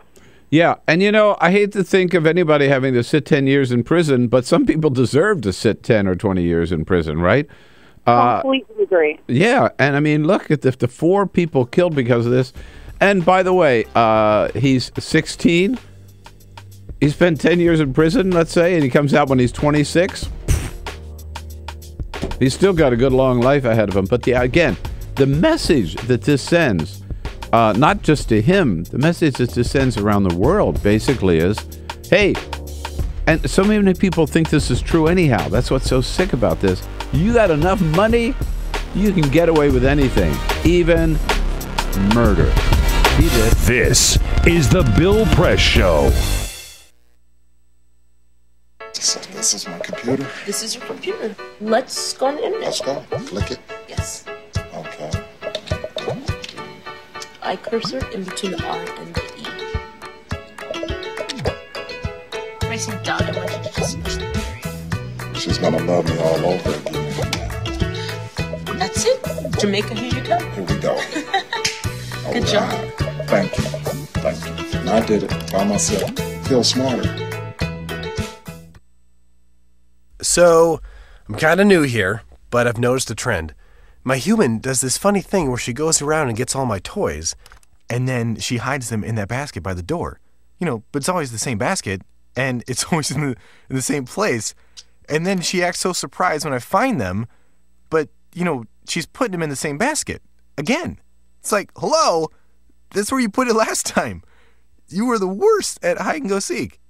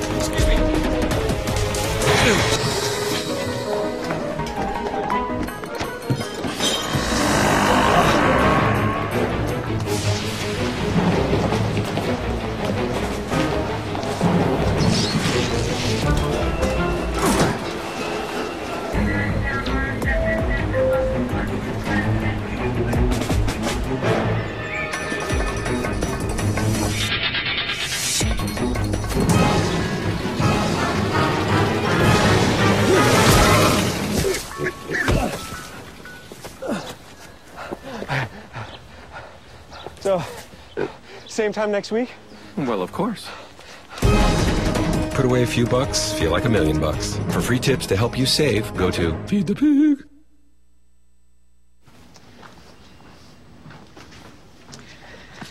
All right. I know this isn't any fun to talk about, but we should. Okay. So who's going to do what? I'll pack the dead batteries. Great. I'll only put what I don't need into a duffel bag. Perfect. That's totally unhelpful. No problem. Meanwhile, I will try to comfort everyone by speaking in a calm voice. And I'll try to get the generator going without any gas. Oh, let's not forget the cell phones, which probably won't work. Right. And who is going to handle supplies? I can forget to do a list for us. Thanks, pal. Well, I think we couldn't be any less prepared. I'm proud of you guys. Talk to your kids about who to call, where to meet, what to pack. Visit ready.gov/kids for tips and information. Hey, thanks for stopping by. You know, I followed your character since the first episode. I'm a big fan. Big fan. Thank you. And listen, your storyline, it makes for incredible TV drama. Thing is, your drug use is very adult content. Too adult for the kids. So I'm gonna have to block you. Oh, man. Yeah. Well, have a good one. You're a nice lady.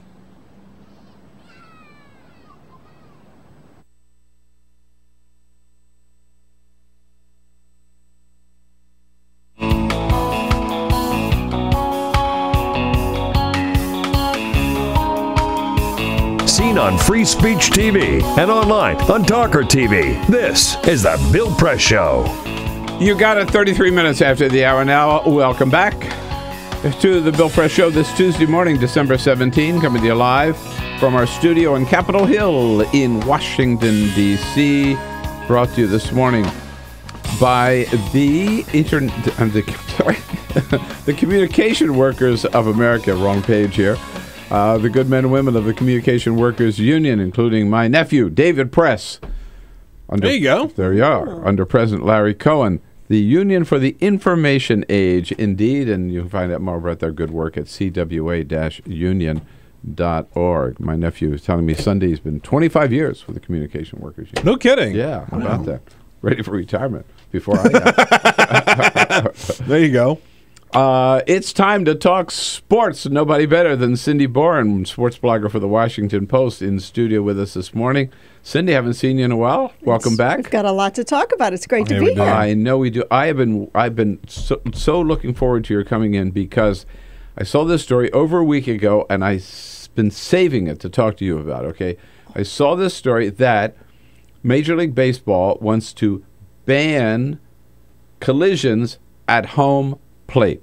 How the hell are they going to be able to do that? If you're a runner and you're trying to get to home, you're going to do whatever you can to touch that plate. Feet first. You got to slide feet first. And if you're the catcher, you got to stop him from getting there, right? Well, you know, what are you supposed to do? Get out of the way and say, "Oh, I don't want any touchy here." You know what? Well, that would actually be pretty much. I'd fun watch to that. watch. Yeah, I would watch that. Yeah, but I would watch so that. how can they say there Slide will feet. there will be no collisions at home plate from now on? Well, they've actually banned them in the lower levels, youth league. I don't know if your kids play your kids play baseball or anything, Peter, but it's banned in lower levels, and you just make people slide feet first. You can't come in with your head down and your shoulder out. I mean, there was a year and a half ago, the horrible collision involving Buster Posey at the plate, and his leg was just broken so horribly and mangled. And there's a realization here. So rather break a leg than get a concussion, is that it? Yeah, well, they're not going to if you slide feet first.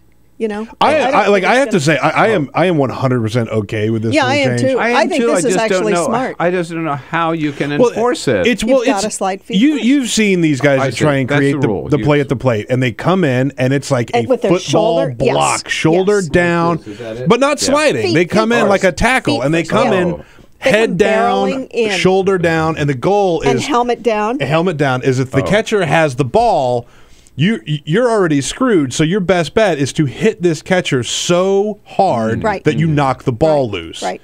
I see. That's what we're talking about. That's what we're talking about. If you're wearing, running the bases with a helmet on, some do. You use that too as a weapon. All right. And lower your head. And so you could still try to get home. You just have to slide in feet first. Slide in feet first. Oh, okay. So you're sort of on the side of Pete Rose here and thinking that this is a dopey rule change. I'm on. How's that? Pete and I Changing your gamble mind together. Yeah. All right. Well, that relates to NBC News. They didn't lead the news. It was one of their lead stories on the news last night. Was about Ryan Friel, and the first Major League Baseball player to be known to have CTE. And I mean, we've talked here about the problems with concussions with the NFL, but Right. now even and hockey, right? Even Major League Baseball. So Brian Williams last night called it the concussion crisis. Well, I don't think he's really overplaying it either. This is a guy, I think Friel was somewhat of an anomaly. I don't think there are a lot of baseball players that can say they've had 10 concussions over the course of their careers. But, there are also a lot of people who don't know how many concussions they've had. And consequently, it's that last one hits and it's like, oh, wait, I had all this and I didn't even know about it. But you don't maybe he played other sports and had You don't think problems. of baseball as a contact sport. No. Do you? Well, not only at the plate. Not really. Yeah, right. Only at the plate, right. No, you don't. And as I say, maybe there were other, previous ones. But if it's baseball, it would have been like what, falling or running Yeah. Into a fence, running into the wall, running head first into the wall. Yeah. It happens. Just ask Bryce does. Harper. Yes, it does. Right. And I'd be. Puig, Yasiel Puig. Yeah, exactly. One of the things I hear most often when we talk about this type of stuff and concussions and rules that are being put into place to sort of curb those is, oh, it's sports. You got to let them play. This is part of the game. It's part of the game. It's a rough sport. It's a physical sport and that type of stuff. And how much of that weighs into these rule changes? Because literally every single week, I'm watching football with someone who will say, "Oh, that's crap. Oh, you got to let them play. It's not." And you really have to look at this as a safety issue. But how much does it get in the way of the game? In the way of the game, I don't think it does. Yeah. I think the game can change. I think it's big enough to change. I'm one of those people who believes that. And I know that the players, first off, you can't hit, in the head area, and now they hit low, and people are getting knocked out. There've been more knee injuries, anterior cruciate ligament injuries this year, I think, than ever. There's over 40 of them so far. And they're saying, well, you can't hit low, you can't hit high, and then the guys go on TV and the former players, well, I'd rather be hit high than hit low because hitting I can get over a concussion in a couple of days, and my knees are my livelihood. Well, you're not really thinking this through, and someone somewhere has to be smarter to legislate. There's no reason why in football there can't be a strike zone, between the shoulders and the thighs. Especially because you have guys who are bigger and faster than ever. I mean, there's a kid in Washington State who weighs over 400 pounds. Unless you can get football players to be smaller, and maybe that happens. Maybe Put a weight that'll limit, be a trend. Maybe that'll be a trend. But it's an incredibly dangerous thing. So I'm fine with the rules. Yeah, and every time I hear someone say, "Oh, it's a game," I mean, they're not chess pieces, right? And people say to me, "Oh, well, you didn't play it." Well, no, I haven't played in the NFL. But so the NFL adopted some new rules, right, and some new fines recently on the concussion. I wouldn't say new. They've just they've hit a lot of people with them, right? And there have been several people who have been repeat offenders, and the more often you do it, the more so you have to pay. But they're finally. NFL taking a look at this, well, they have to. It cost them almost $1 billion to settle with. Right. Yeah. Look at the reality. What is Major League Baseball going to do about it? Well, I think they're just getting into it. You have a very smart guy in Major League Baseball offices, Joe Torre, who is a former catcher. Yeah. And they're going to look at this. They're going to pay attention to it. Yeah, I saw there was something like 18 players with concussions this year or whatever, and 10 of them were catchers. That does not surprise me, and that's what we were talking about. And it's also interesting that the Buster Posey, who was hurt so badly in that collision, his manager is a former catcher. The manager of the St. Louis Cardinals is a former catcher. And I think there's also an awareness on teams that how important a really good catcher is to your pitching staff. He's the on-the-field manager. I mean, it's an incredibly important position. You don't want to lose that guy. All right. Now, meanwhile, there's this soap opera playing out in Washington, D.C. There is. Right. So the owner becomes buddies with the star new quarterback, and they hang out together and they carouse together, and now the coach says, well, I don't give a damn what the owner thinks about this guy. I'm going to put him on the bench for the rest of the season. What's going on here? Well, and they still lost their 6th game in a row on Sunday. They did. We're talking about Washington's name shall never be mentioned football team. Well, I might have to mention it, but I'll try to get around that for you. Nobody's in the right here. Everybody's got an agenda, and everybody's wrong to some degree. Yes. The owner is wrong because I believe Mike Shanahan when he says the owner only pays attention to the quarterback position. That's true. That's one of his problems. He doesn't pay attention to the rest of the roster. He is too close to the quarterback. The quarterback, God bless him, was out all season, off season, recovering from his knee injury. Well, he didn't really stop to kind of tailor his game. He couldn't tailor his game or didn't, watch film to see how people were going to adjust to what he did.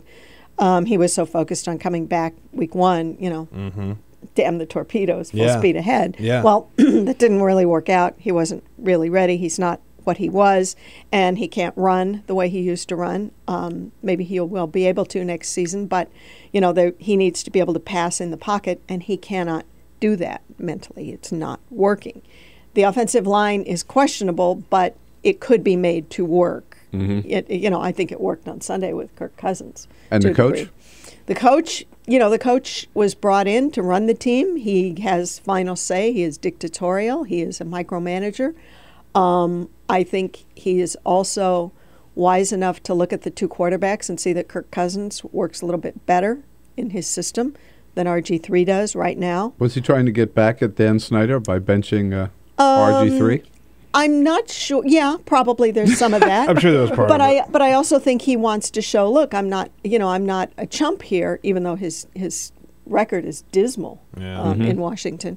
I'm not a chump coach here. This is about showing that I actually still know what I'm doing. And look, I can put this guy in, and if he runs the offense the way, my son, the son I hired, oh Lord, which he never should have done. Yeah. And the kid never should have taken the job. He should have stayed in Houston and, gone on, made his name on his own. But, look, the offense can be made to work if you've got the right guy as quarterback. Right. Well, it's fun to play out, and it's such intrigue. Man.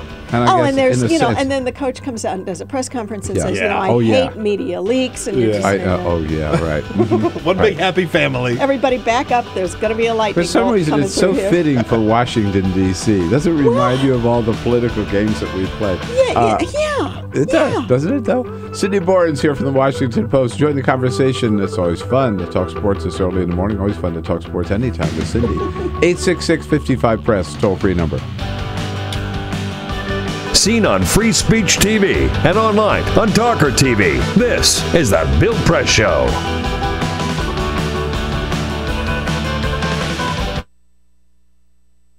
It is possible to read the history of this country as one long struggle to extend the liberties established in our Constitution to everyone in America. In other words, who, according to our laws and culture, gets to be considered a person? The law creates legal personhood, and movements create law and change culture. So, how have the courts passed laws to shape our culture? That history goes way back before Citizens United. 1819, Dartmouth College versus Woodward, Supreme Court case, turned a corporate charter from a government-granted charter to a contract. This ruling gave corporations standing within the Constitution. 1886, Santa Clara County versus Southern Pacific Railroad. Though the court did not rule on corporate personhood, the decision was subsequently cited as a precedent to hold that a private corporation is entitled to the same 14th Amendment rights of due process and equal protection as human beings. This makes it impossible for us to make laws that treat local businesses any differently than giant multinational corporations, even if their business practices are deemed to be harmful to workers, the environment and communities, or if they have a history of violating the law. Hale versus Henkel, 1906. The the court granted corporations the Fourth Amendment search and seizure protection. Dodge versus Ford Motor Company, 1919. The Michigan Supreme Court says the business corporation is organized and carried on primarily for the profit of the stockholders. Stockholder primacy is established. The purpose of the corporation, according to the court, is no longer to serve the public good, as it had been. It is now to maximize profit for shareholders above all else. Pennsylvania Coal Company versus Mahon, 1922. Corporations get the Fifth Amendment takings clause, meaning if you pass a regulation that impacts a corporation's ability to make a profit, that is deemed a taking, and they can sue for the right to future profits lost. This creates a chilling effect, and local and state governments become much more hesitant to pass laws in the public interest for fear that corporations can claim loss of potential profits that cities and states will be on the hook to pay. Buckley versus Vallejo, 1976. The Supreme Court rules that spending money to influence elections is protected under the First Amendment, in effect saying that money is speech. Citizens United versus Federal Election Commission, 2010. Today, the Supreme Court of Chief Justice John Roberts declared that because of the alchemy of its 19th century predecessors in deciding that corporations had all the rights of people, any restrictions on how these corporate beings spend their money on political advertising are unconstitutional. The court's ruling threatens to undermine the integrity of elected institutions across the nation. It's a rejection of the common sense of the American people.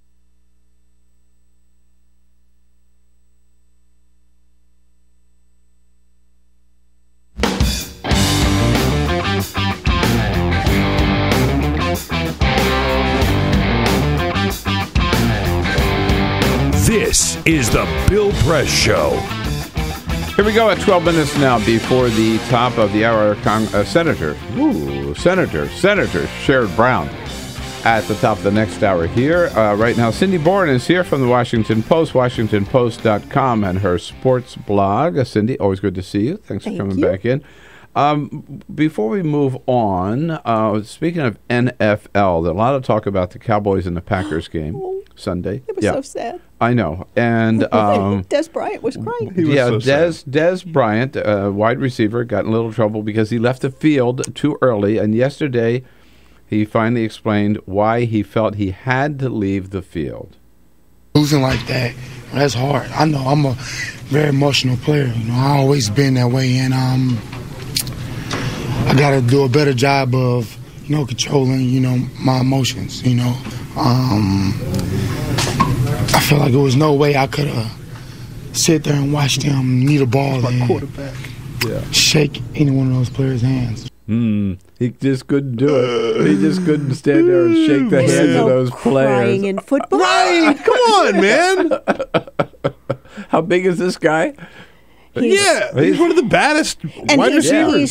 He had a phenomenal catch. Oh, my God. But unfortunately is being sort of overshadowed by He's this. a freak of nature. But, that catch was you unreal. don't walk off the field with 1:21 left because, as we know in football, that's a lot of time and stuff can happen. Exactly. That is a lot of time. Even if your quarterback's Tony Romo. But And, his feelings were hurt. Well, I don't, he just gets emotional. He just can't control that. And then, when he was trying, he was screaming at his at his teammates a couple of months ago, trying to, excite them, get them going, and there's always an explanation. That said, there's not a team in the land that wouldn't want Des Bryant. And he's a colorful and dude. his tears. Yeah. We'll take him tears and all, huh? Yeah. You wanted to talk college football. All right, I have to wedge this in because we now, I'm going to have to take a little victory lap because the University of Alabama has re-signed Nick Saban as their head I thought coach. you were talking about the Iron Bowl. Not resigned, but re-signed. Let's not talk about the Iron Bowl. Oh, okay. Let's not talk because Alabama's not playing. It's going to be Auburn and FSU. Yeah. What do you think of that? I mean, what do you think of the chances of Jameis Winston coming in there? Famous Jameis, Heisman Trophy winner. Yeah. I mean, I think FSU is a better team than Auburn, and and I think Winston's on a roll. I was just saying. So it was like the last 5 years. It's been Alabama, Auburn, Alabama, Baylor, and now in terms of national championships. National championships. And then now we've got it. And now Auburn has a chance to keep it in Alabama again. That's what, 7 years in a row. Yeah, I mean, I'm thinking it's gone to Florida. You think so? Yeah, I do. I think it's Auburn. I think it's a blowout. I don't think so. All right. I don't think so. And any questions about the Heisman Trophy? Yeah, there were. And it was sort of off-putting to see sort of the cavalier way that the media treated him after that, particularly the national TV network, ESPN.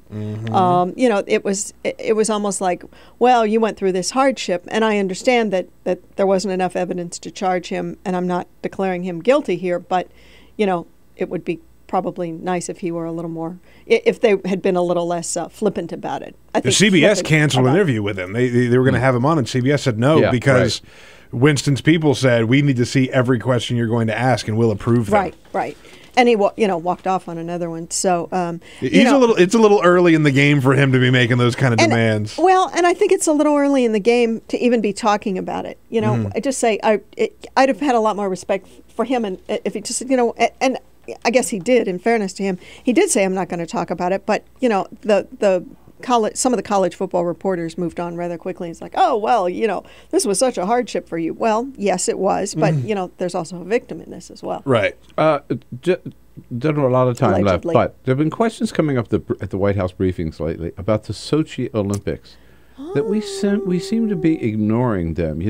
With the London Olympics, 6 months ahead of time, they said, here's a huge U.S. delegation that's going to be led by the First Lady of the United States. The White House hasn't said beans about these Olympics. Should we be excited about them, or do you think they're going to come they're the Winter off? Olympics, so there's less excitement there than there naturally is with the Summer Olympics because the sports aren't as sexy. Right. And except for curling. I was going to say curling. Come on, how could you not mention curling? The U.S. team made the curling competition.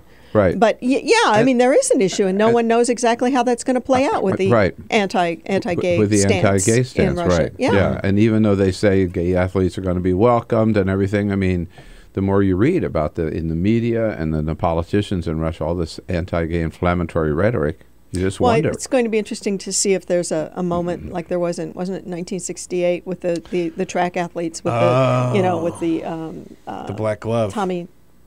I almost said Tommy John. Carlos and Tommy. Oh, I'm blanking on that at the moment. Dave Zirin wrote a book about it. Now I'm blanking on it. Yeah. Yes. But, if there is a political, and I'm sorry that I can't remember his name right now because they're both very significant people. Yeah. But at any rate, it will be fascinating to see if there is a moment like that. I can't believe there won't be some sort of moment. I hope there is. I hope there is too. I hope there is too. Teach Putin a lesson. Cindy Boren, thanks so much for coming in again this morning. All right. Merry Christmas. Happy holidays to you. WashingtonPost.com, and follow her every day. Nobody better on the sports scene. And we'll be back and tell you what the president's up to today. On your radio, on TV, and online. This is The Bill Press Show.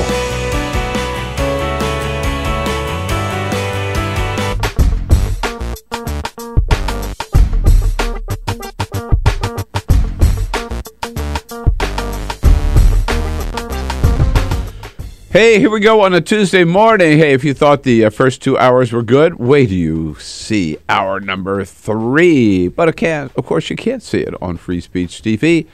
Too bad, but you can flip over and watch the video feed at TawkrTV, youtube.com/TawkrTV, and you will catch Senator Sherrod Brown, one of the great liberal and progressive voices in the Senate, here with us at the top of the hour, and then Katie Glick from Politico. All coming up in hour number 3 of the Tuesday Bill Press Show.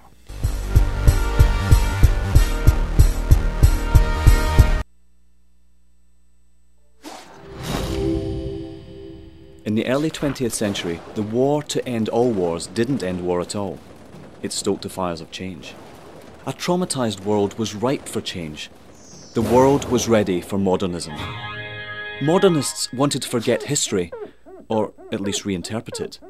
More than just a style, modernism applied to virtually all forms of creative expression. Innovative artists like Picasso, Escher, Dali, they all started looking at their world differently. Other artists tried painting light itself.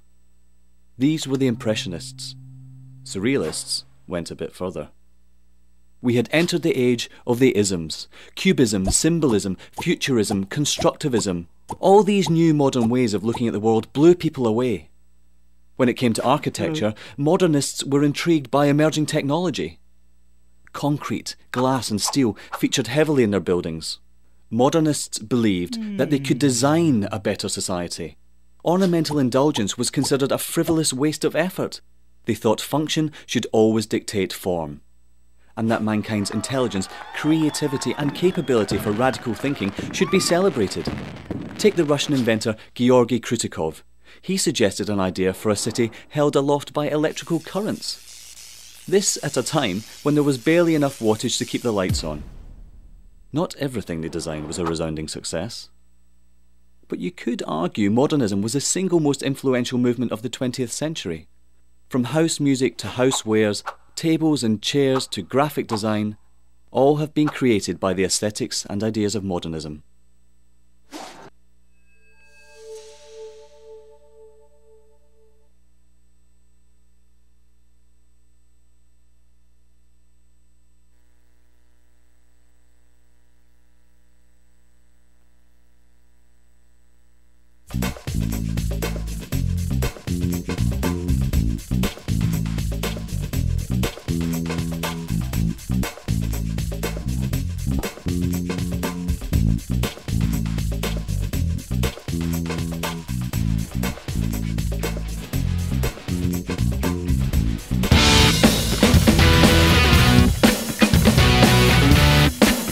This is the Bill Press Show. At the top of the next hour, Senator Sherrod Brown from Ohio here on the Bill Press Show. President Obama, just some closed-door meetings today down at the White House. He gets a presidential briefing today at 10. Then he and the vice president will be meeting with CEOs from high-tech companies around the country in the Roosevelt Room of the White House to talk about how they might help, any advice they have on the Affordable Care Act. The president and the vice president have their weekly lunch today. And then this afternoon, late this afternoon, the president and the vice president meet, as they do every week, with Defense Secretary Chuck Hagel. We reporters will be meeting in the briefing room with Jay Carney at 12:30 today. Back with Senator Sherrod Brown. So stay with us. This is the Bill Press Show.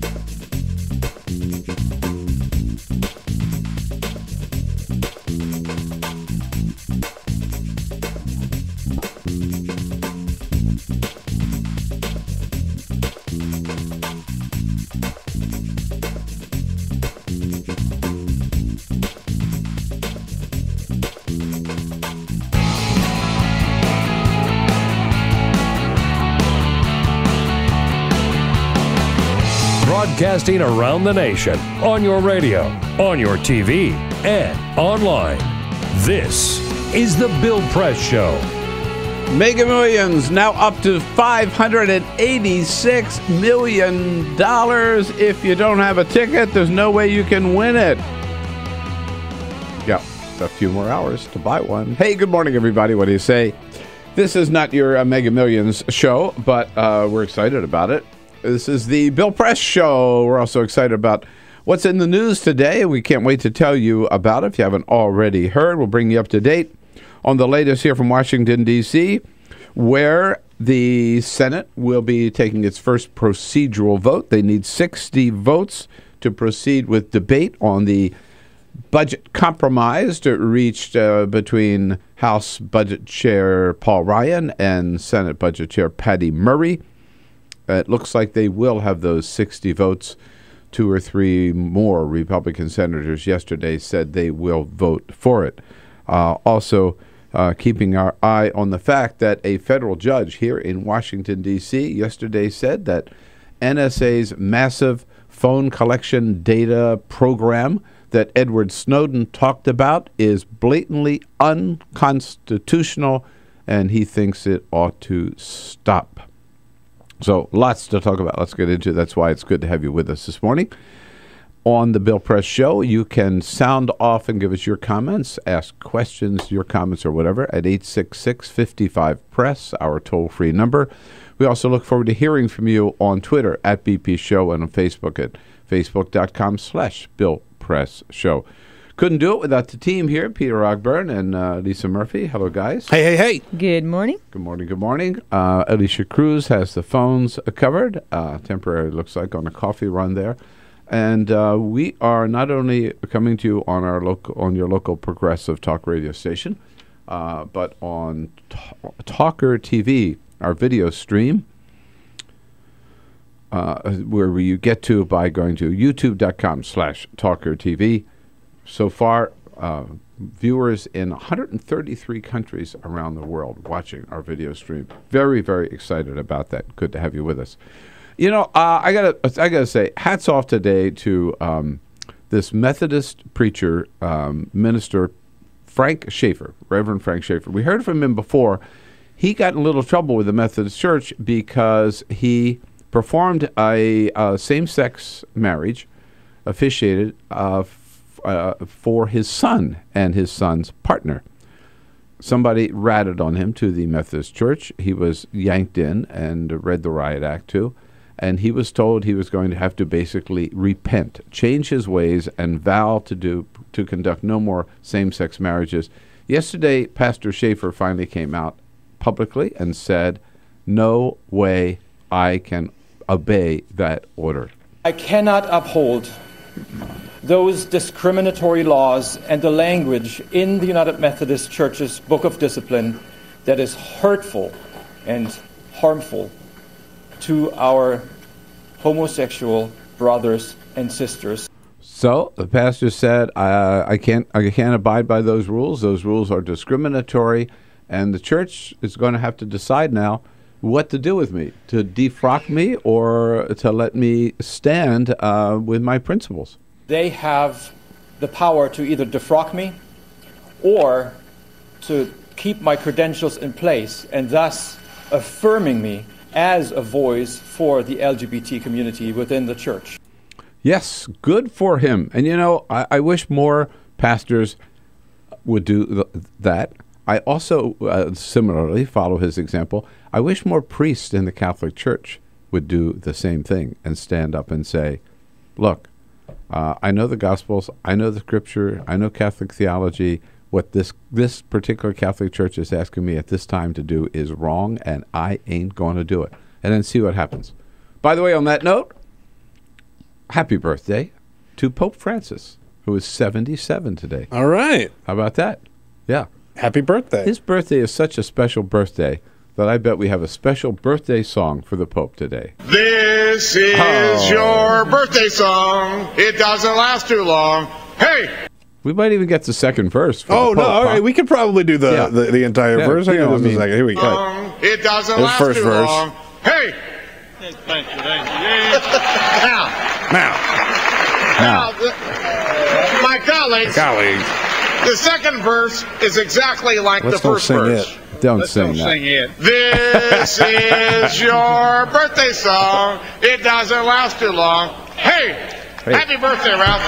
No, happy birthday, Pope. Happy birthday, Pope. Maybe they're on a first name band. I don't know. Happy birthday, Frank. There it is. Hey, Bader's a Catholic. There you go. Yeah, got to get into it. Okay. Still hoping to check in with Senator Sherrod Brown here. Waiting to hear from him. And we will tell you also about the big NSA ruling yesterday. But first, this is the Full Court Press. Other headlines today: a Walmart employee was arrested after shooting a co-worker's car. The shooting reportedly came hours after the victim had been named Walmart's Employee of the Month at the South Florida store. Which one? The one shot or the one who did the shooting? The one that had their car shot. Oh. Mitchell had argued with the victim over their respective workloads and told her repeatedly, "I'm going to show you." Mitchell reportedly knew the victim was not in the car when he fired the shot. Sheriff Coleman Wright stated, "I think we see why he wasn't chosen as Employee of the Month." Yeah, I think so. I don't think he'll ever get that. Right. The annual Santa Claus Convention took place this past Saturday, better known as SantaCon. The charitable event has become more synonymous with heavy drinking and rowdy, obnoxious behavior. The event brought thousands adorned in red to Tompkins Square Park, despite bitter cold and heavy snow. Where? In New York. New York? New York City. That's like ground zero. Is it really? Yeah. Although they do it in D.C., I will say I was taking the metro train on Saturday, and I saw all kind of bros with their Santa hats and already smelling like booze at around noon on Saturday. It happens. Yeah, SantaCon participants make charitable donations, bringing small gifts to bestow upon the general public while participating in a citywide pub crawl. They also get loaded. Oh, the is that best it? of both worlds. Well, the big question is, though, are they white? That's a good point. Or are any non-white Santas I will allowed? say I saw some black Santas You here. did? I saw some black Santas and I saw some Asian Santas. Santa is black. That's right, apparently so. Most of us remember Paul Walker for his Fast and Furious films, but an Iraq war vet and his wife recall the actor buying their wedding ring. The couple didn't know Walker when they ran into him 10 years ago in a jewelry store. The pair had wed before the husband deployed to Iraq without ever buying a ring. During the visit, the couple did find the perfect wedding ring, but could not afford it. After leaving the store, the wife received a call from the clerk stating that Walker had bought their ring.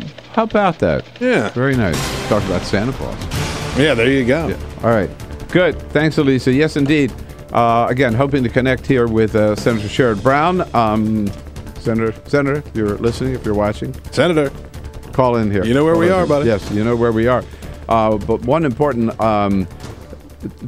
two important events yesterday related to the NSA spying program that we want to be sure you knew about. The first is, as we learned at yesterday's White House briefing, remember when word came out all about the NSA was monitoring every phone call made by every American in the United States, and then thanks to Edward Snowden, we found out about that.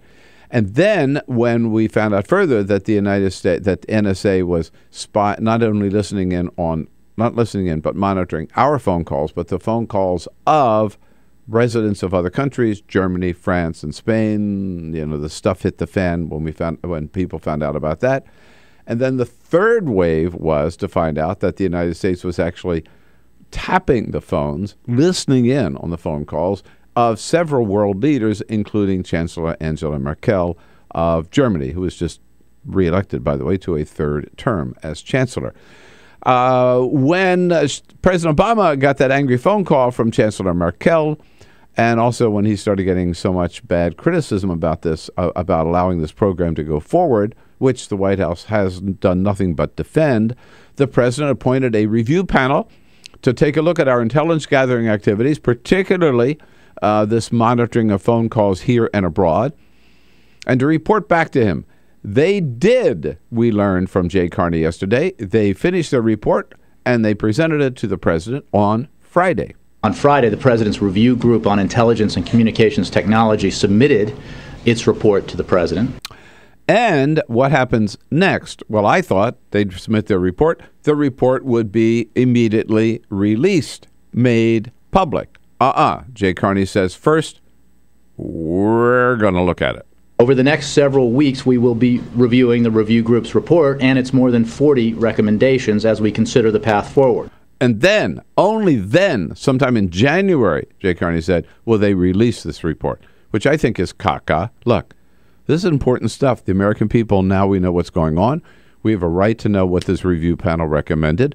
And if the White House is going to tell us anyway at the end of the process which recommendations they took, which recommendations they rejected, I think we have a right to see the whole package now. And I tweeted that out yesterday from the White House, which upset some people at the White House, but I just think they're wrong not to release this report right now. The second thing, and the more important thing that happened yesterday, from the very, very beginning, I and a lot of other people, don't take total credit for this, have said there is no way that what the NSA is doing, monitoring your phone calls and mine without any evidence that we're involved in any way with any criminal, illegal, terrorist activity, there is no way that that could pass constitutional muster. Yesterday, we had our first court ruling on this question. There are 3 different lawsuits, but the first one that came up was a lawsuit filed by Larry Klayman, a conservative legal activist here in Washington, D.C., said it was wrong for the NSA to be monitoring his phone calls. He took it to court. Yesterday, a federal district judge here in Washington, Judge Richard Leon, appointed by George W. Bush, not some wacky liberal, he ruled that the NSA phone tapping program, phone spying program, phone monitoring collection data, whatever you want to call it, was blatantly unconstitutional. He said no doubt about it. It is unconstitutional, number one, that if James Madison had known about it, he would be aghast. And the judge said further that there is zero evidence that they have caught even one terrorist by collecting all this data, all this information on every phone call made any time of day, anywhere by, and every single American citizen. Not one arrest, or not one even lead that we've gotten out of all of that massive, massive information. So the judge said right away the U.S. government has to stop monitoring the phone calls of the people who brought this lawsuit. But then the judge said, however, I know this is a very high security, national security related issue.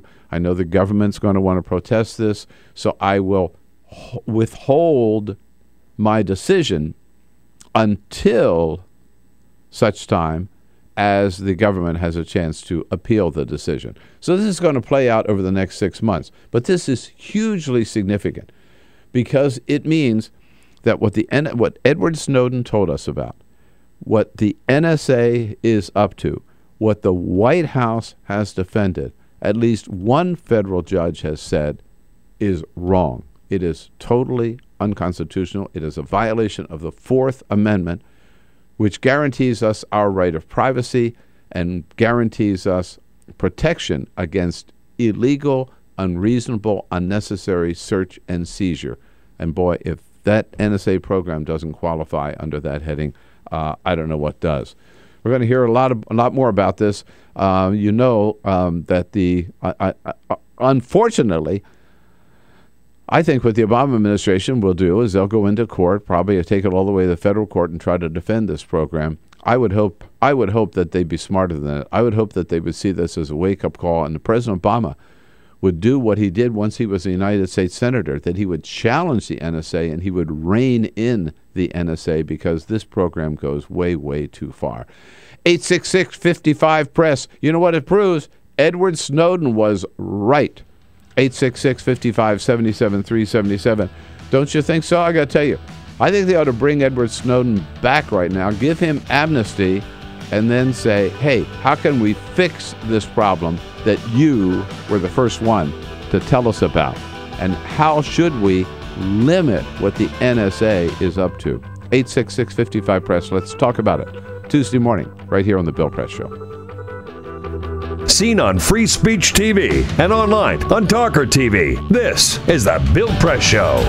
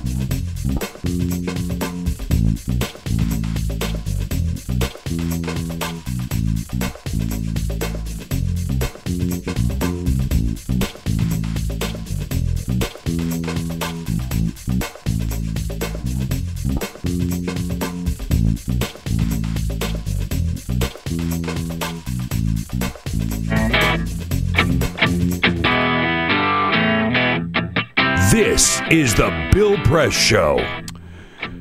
25 minutes after the hour, yes, indeed, Judge Richard Leon saying yesterday in his ruling, listen to this is strong language. I cannot imagine a more indiscriminate and arbitrary invasion of privacy than what the NSA is up to. Again, he said that James Madison, if he knew about it, would be aghast.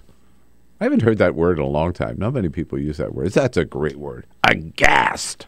Rolling in his grave over what the NSA. Now, what's the administration going to do? I hope they don't just defend it and say, oh, the NSA is doing it. We need to do this. Yeah. Show us a proof that it's working. Let's get a comment here from Nick out in Cary in Illinois. Hello, Nick. Good morning. Hi, how's it going? All right. Good. What do you think?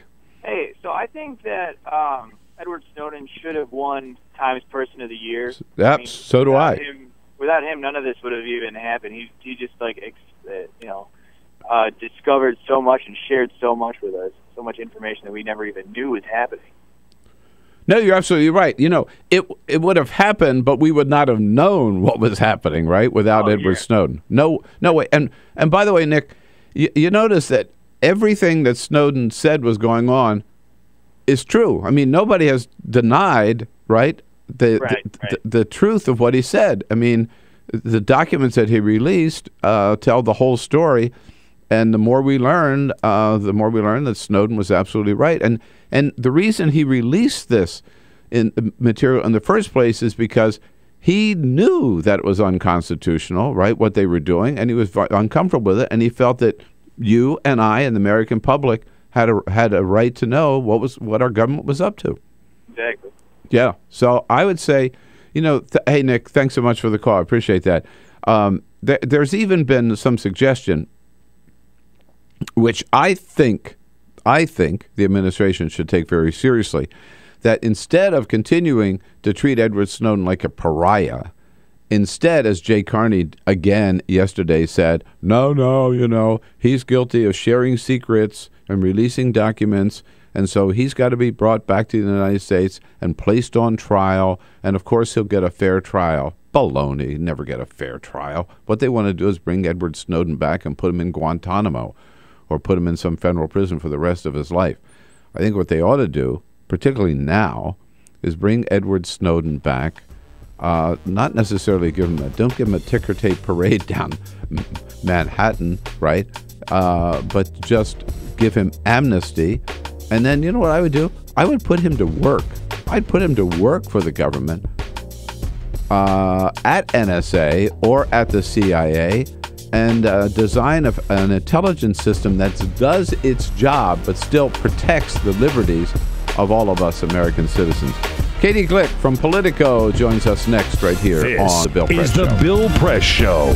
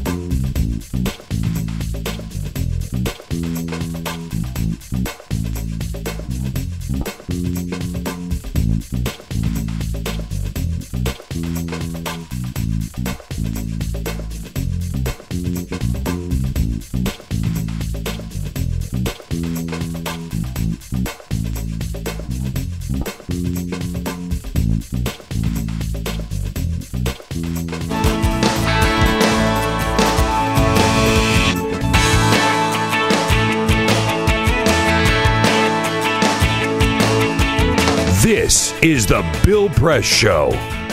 At 33 minutes after the hour, we roll on here. The Bill Press Show brought to you today by the Laborers International Union of North America. Good men and women of the Laborers Union under President Terry O'Sullivan, building a better America. That's their website, too, where you can find out more about their good work at LIUNA, L-I-U-N-A, LIUNAbuildsamerica.org. As we said yesterday, news on two fronts on the NSA. The most important one, headline in the New York Times this morning, the lead story, judge questions legality of NSA phone records. I think he did more than question it. He said it is blatantly illegal. Katie Glick has been covering this NSA story from the beginning for Politico, joining us on our news line this morning. Hi, Katie. Katie, good to have you with us. Hey, thanks very much for having me. So, first of all, yesterday we learned that the review panel appointed by President Obama to take a look at NSA intelligence procedures and report back to him with its findings and recommendations, that report was given to the president on Friday. When are we going to see it?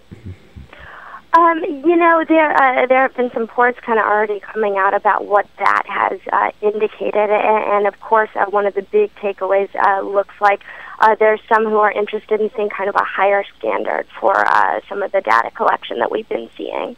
Yeah, but when? My question: they didn't release it publicly, right? When are we going to actually be able to read it and see what the panel recommends? Ever?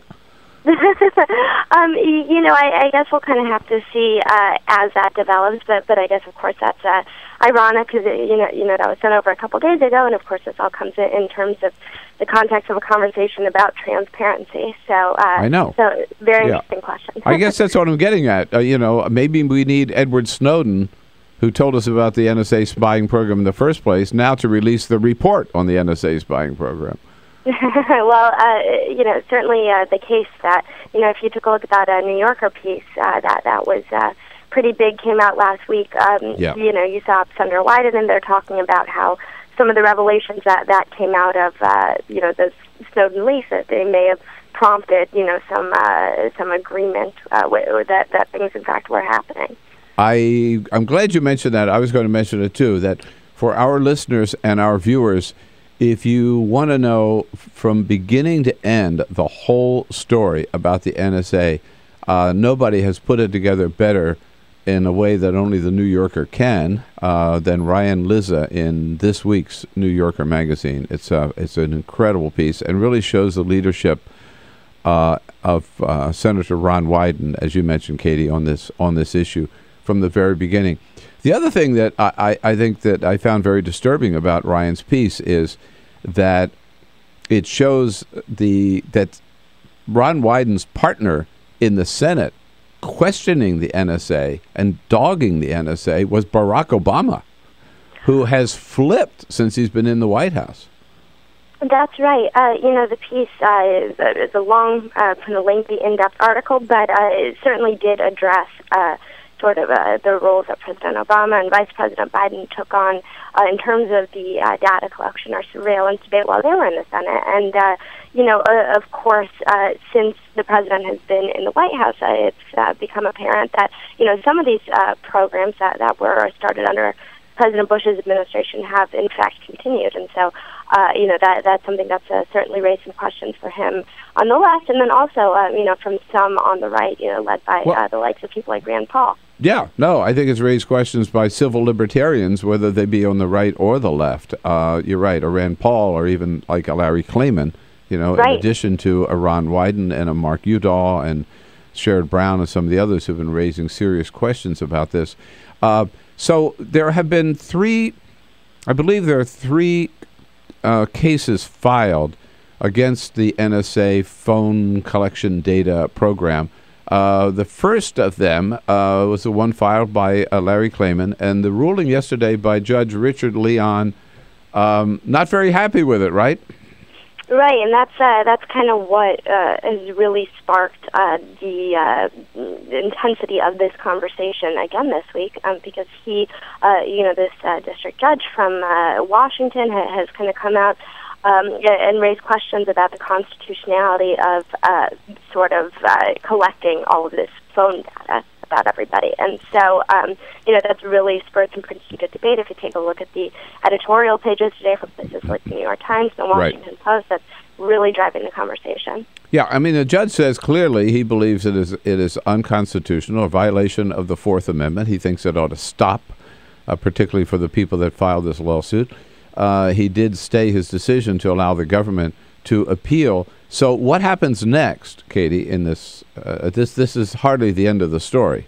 Right. It's certainly not a done deal that this element of this sort of data collection is going anywhere. It's certainly possible that the government will mount kind of a strong case taking a look at this from the other perspective. But, it's certainly interesting because other people have raised questions about this issue in court in the past, and there's always kind of been the question of whether or not they have standing. But, Larry Klayman, as you know, that conservative activist who who's sort of at the center of this case, noted that he was a Verizon customer, and of course, if we all look back a couple of months, the information about the Verizon records that came out, certainly looked to be a key piece of this now.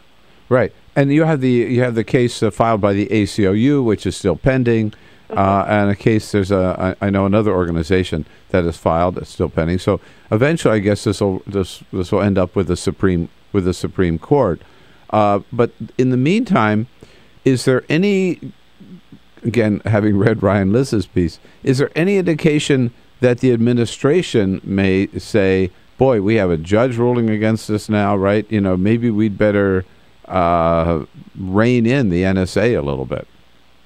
Well, it's an interesting question, and it's one that has kind of been at the center of, or is really at the center of debates really over the last year, especially kicking off with the National Security Agency leaks from Edward Snowden.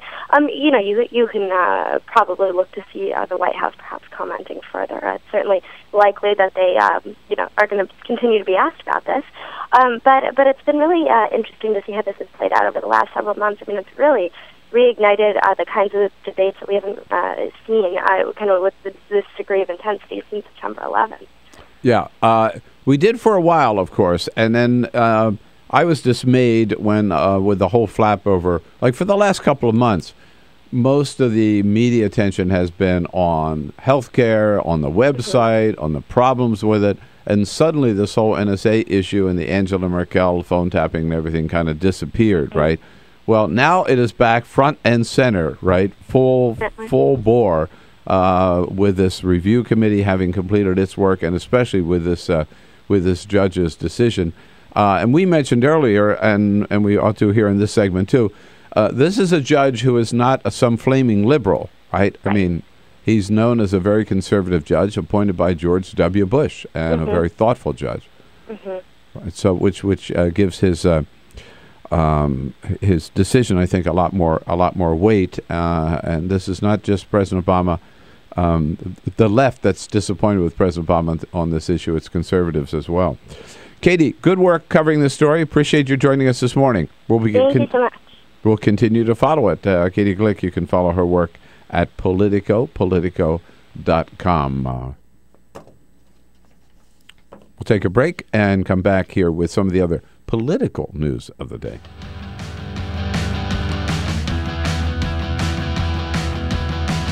And online, this is The Bill Press Show.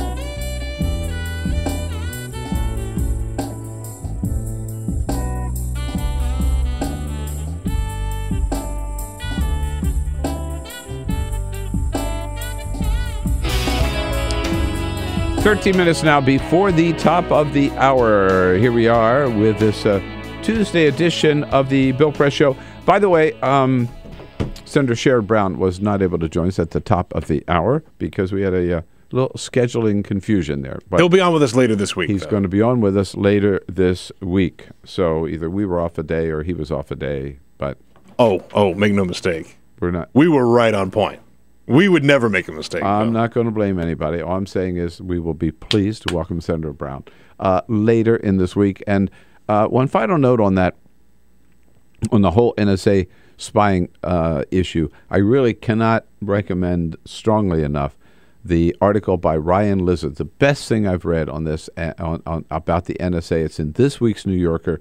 If you don't have a subscription and you can't find it at the newsstand, you can read it online at NewYorker.com. It's a great piece, and it's a long piece, but it goes all the way from the beginning to where we are today, just up to this ruling that we heard yesterday, and especially important to read about the good, dogged work of Senator Ron Wyden from Oregon on this issue. He kept pressing it and pressing it and pressing it. And remember, he's the one that General Clapper lied to when he told him ahead of time, the day before, he said, I'm going to ask you this question.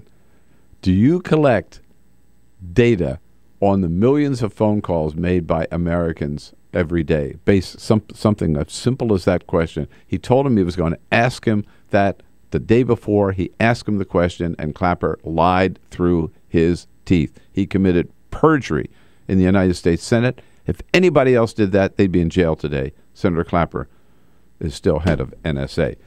On a couple of other issues, on the political front, Scott Brown making his move. Scott Brown, remember, former senator from Massachusetts, the guy who took Teddy Kennedy's seat. Then he was knocked out by Elizabeth Warren, who is now the United States Senator from Massachusetts. Scott Brown is sulking, very unhappy. He wants to be back in the Senate, wants to be back in the limelight. You know, they won't let him pose nude anymore for girly magazines, so he has to do something in politics. So he's decided, it looks like, that he's going to run for senator again, but not from Massachusetts because he knows he can't beat Elizabeth Warren. So he's going to New Hampshire. It's announced this morning, he sold his house in Massachusetts. He's moving to New Hampshire, and he's going to challenge Jeanne Shaheen. I hope they run him out of New Hampshire. Talk about the classic carpetbagger. Classic. Yeah. Classic. I can't win in this state. I'm cute. I have a red pickup truck. Yeah, I can't win in my state, so I'll just go across the border to New Hampshire and steal one of your Senate seats. I don't know. From what I know of the people in New Hampshire, I don't think they're going to like that. I wouldn't like it if someone just came strolling into my state and bought a house. Live free or die. Yeah, you die, Scott Brown. All right. One other thing on the political front. Yes, I can't believe people are falling for this again. I saw a headline this morning. Donald Trump has said that he's going to announce soon whether or not he's going to run for governor of New York against Andrew Cuomo. Will the media ever realize Donald Trump is never going to run for anything? You know why? Because it's work. It's hard work running for office. And Donald Trump is just a chump. He's a lazy, do-nothing chump who lives on his name. He lives on his father's name and his father's money. You know, he's just a big bag of hot air. And he always says, I'm going to run for president. Who's calling I'm going to run for president? Whatever. Or now governor. He says, he was serious thinking about running for governor against Andrew. He's the only one seriously thinking about governor. Yeah, and the media is reporting this, breathlessly waiting Donald Trump's decision. I can tell you what his decision is going to be. On the congressional front, we found out that the House of Representatives, we talked about them last week a lot, as the do-nothing Congress. It is true. They left town with the record of achieving, getting less done this year than in any other single year of Congress, making it look like the 113th Congress will be the most do-nothing Congress ever in the history of the Congress, recorded history. We found out last night there's even more evidence that there's such a do-nothing Congress. How about this? They were in session in 2013 a total of 35 weeks. Well, they were here for part of 35 weeks. Okay. Usually, which is already a pretty decent vacation schedule. Right. And usually just for 2 or 3 days of each of those weeks. Right. They come in usually Tuesday night and leave Thursday evening. Okay. In those 35 weeks, they averaged 28 hours work total. 35 weeks. Now you add up, I can't do the math in my head, but 35 times 28 hours. But that again assumes that those 28 hours, they were actually working. We're actually working. Yeah. Most of the time they were sitting around, waiting for somebody to call a vote on renaming a post office. Exactly. Yeah. Heavy lifting. Tough gig, man. Right. Really, really tough. And final political point, you won't hear this very often. John McCain has actually apologized. He's apologized for making a real dumbass statement the day after the Nelson Mandela Memorial Service Sunday a week ago in Johannesburg, when President Obama happened to shake hands with Raul Castro of Cuba. President John McCain said, "What's the point? Neville Chamberlain shook hands with Hitler." Now John McCain says, that was a gross exaggeration and I should not have said it. You know what, John McCain? Maybe you should think before you make any dumb statement like that. Just take time, take a second to think about what you're going to say before you say it. And I'll be back with a parting shot that I've thought about a lot. This is the Bill Press Show.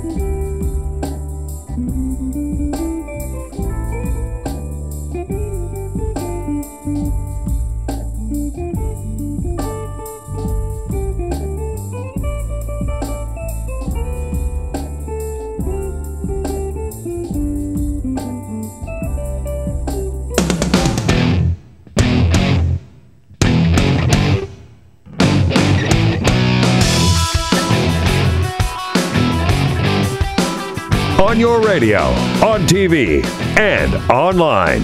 This is The Bill Press Show.